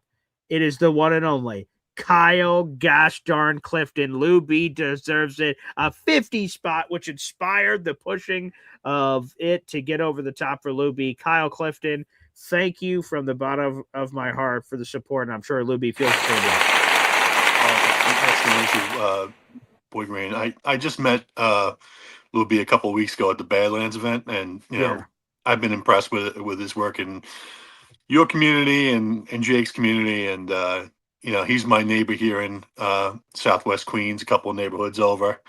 We have a couple of things in common, and a tremendous Jet fan. It's great to see him be recognized in some way. You know, Sorsby, I think what Steph was just saying. Yes. You have to throw your hat into the ring, but that doesn't mean you go in full bore, right? So you don't know what these other teams are going to be interested in doing. I would think that Cleveland would be disinterested. You know, I think we've talked before about Arizona. Like, if we have a lottery ticket and we happen to win it, and it's not something that's going to impede us from coming up next year, then by all means do it. Let's keep our powder dry for 2027. Keep our eye on the ball, however, right? So what's that line? It's like, what's the line of like? I agree, and I saw that comment in there, and I agree. Keeping the powder dry for the opportunity to do something. So what's that? Is it it's a fourth rounder, right? It's okay, because that's what I was going to say. Because to me, I've always considered this as a draft nerd. Premium picks to me are anything within the top 3 rounds. Those are gold. And I'm not saying that fourth rounders are meaningless. Those are very meaningful, but they're not in the same category to me. There's a line in the sand. So is it anything fourth round or later you'd be comfortable if the Jets dip their toes from that perspective? Yes. If they do their diligence and they're comfortable with the player and his background and the talent and whether he can be developed or not. I mean, but the problem then becomes like if you have him and Klubnik and Gino in the same room, and you have these picks for next year, I kind of feel like you have to throw the job wide open. Oh, at that point, you are doing a disservice if you don't. You're wasting it because, let's say Gino is just solid. There's a chance he's just solid all year. He's not all pro. He's not terrible. He's just a floor average guy. Sorsby and Cade are never seeing the field if he's just rock solid all year. And then what did you do the Sorsby thing for? You can't make an educated, informed decision on 2027 by seeing Sorsby in practice. You have to see him in game situations. And if he's great. Next year's picks we could build around him. If he's terrible, okay, next year's picks we definitely have to do to replace him. I 1,000% agree. Aaron Glenn would have to have a shift in focus because he said Gino's clearly the guy. And if they did the Sorsby thing in the supplemental draft, he would have to come out and say, well, Yeah, before he was the guy, because look at the roster, but now this is a new situation. Let's go. I agree. Yes. And I think some people have said, you know, I don't think we're going to get the top pick. I agree. I don't think we're going to get the top pick, but I I don't also think don't so think either. Right. I don't think we're going to get 30, 31, 32 either. So, like, so the fact that we still have our 2 and our 3 for next year, and we have a 1 for 2028, and we have those 3 picks, we have the flexibility to get a guy we are totally comfortable with. And this goes back to Breece, right? Like, let him play out under the tag. I have a feeling that his best football is behind him and not in front of him anyway. Ooh. So, like, to invest money in him when we can just go into the 2nd or 3rd round next year, if we retain our picks, if we get lucky enough to stick and pick and grab our guy, and not only replace him but probably improve, because he really has not been the same player over the last year or two. In my estimation, like, sure, and I don't know if that's scheme or what have you. A lot of fans are frustrated with him. Like, it is what it is. Like, we haven't been able to get him to where we think he should be. He's in my mind is underperformed. I think I'd be safe from moving on from him after a year on the tag. I appreciate your time, BJ. Hey, by the way, Lou B chiming in, just saying thank you, Kyle Clifton. So he heard everything and obviously saw everything you did. So, Kyle, you're the best, baby. Thank you. He's the man. I'll talk to you later, buddy. There he is, Kyle freaking Clifton. Guys, the community never surprises me. You guys are the elite of the elite. I love you all in the audience. So unbelievable surge, and we had so many memberships. I just added them all up, so all of you will have your requisite raffle tickets. I'll have that set up for the espresso club tonight that you guys will be able to see it.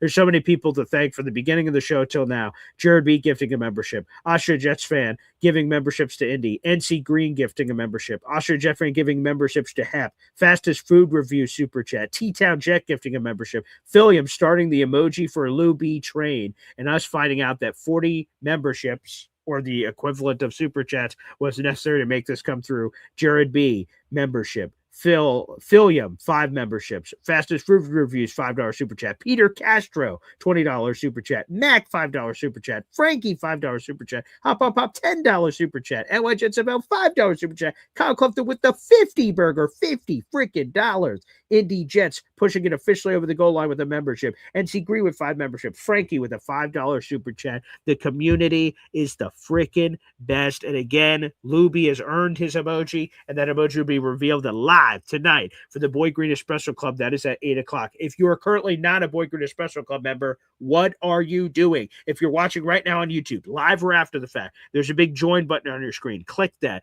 There are 2 membership levels that pop up. The Boy Green Coffee Club for $2.99, and then the Boy Green Espresso Club for $5.99. The best part about the Boy Green Espresso Club is a live private show just for you. It's never going to go to the public. It's never going to go to the Boy Green Coffee Club. That is exclusive to you. And we have done shows every month since January, once a month for 3-4 hours. They've been long shows, and we talk about whatever you want. Again, it's not just like, hey, here's my Jets topic, and that's it. We can't talk Jets. We can't talk draft stories. We can't talk anything you want. So join the Espresso Club. By joining it, you get access to that private show. Also, you get 5 raffle tickets to every single contest as long as you stay an Espresso Club member. So for our prize this month is this prize pack. That prize pack is a Garrett Wilson Funko Pop. We have a brand new New York Jets polo. We have a brand new New York Jets sideline 3930 flex hat. All of that is being gifted to a winner coming up on June 1st. So if you join the Boy Green Espresso Club, you get 5 raffle tickets to this contest and all the perks of being in the Boy Green Coffee Club and the Boy Green Espresso Club. So that is coming up tonight. So thank you, everyone in the audience, for supporting our guy, Lou friggin' B. I got to head to the radio station, but do me a solid, everybody. On the way out, make sure you guys like the video here on YouTube. Hit that subscribe button. Tell a friend. Let's spread the gospel. And let's make Boy Green Daily the greatest New York Jets YouTube show in the history of the friggin' universe, baby. That's what we're striving for. We're 2 subscribers away from 8,610. Thank you, everybody, for tuning in. And one more shout out to the one and only Chef Kevin Gilbert, baby, who won As Maniac Madness. Out Gary, and he became the champion. We are the champion 2026 as Maniac Madness. And here he is, the picture of him celebrating with that as Maniac Madness trophy. Chef Kevin Gilbert, aka Fastest Food Reviews. Thank you, everybody, for tuning in. I cannot wait. And apparently, Hop and Pop says tonight I will answer any Boy Green questions you have. Not sure I love that at all, as a matter of fact. Crazy. Yes. NC Green says, BG, as much as I watch BG in the morning, if I participate on Saturday night, it would be War at Home. I understand, NC Green. For those in the audience, I totally understand. So one more thing. It's a BG. I'm being told by my Hop on Pop here. Okay, here's a little bit of an update. This will be a BG Truther episode where he will answer any questions you have about me and my life that he will answer. That sounds concerning. So there you go. That's Hop on Pop's message to me on the side. We'll see what that means. I'm not sure I'm going to be a fan. But the cool thing is it's behind a paywall, so hopefully anything he says isn't too terrible. We'll find out. Thank you, everybody, for tuning in. Appreciate you in the audience, and we'll see you next time. Take care.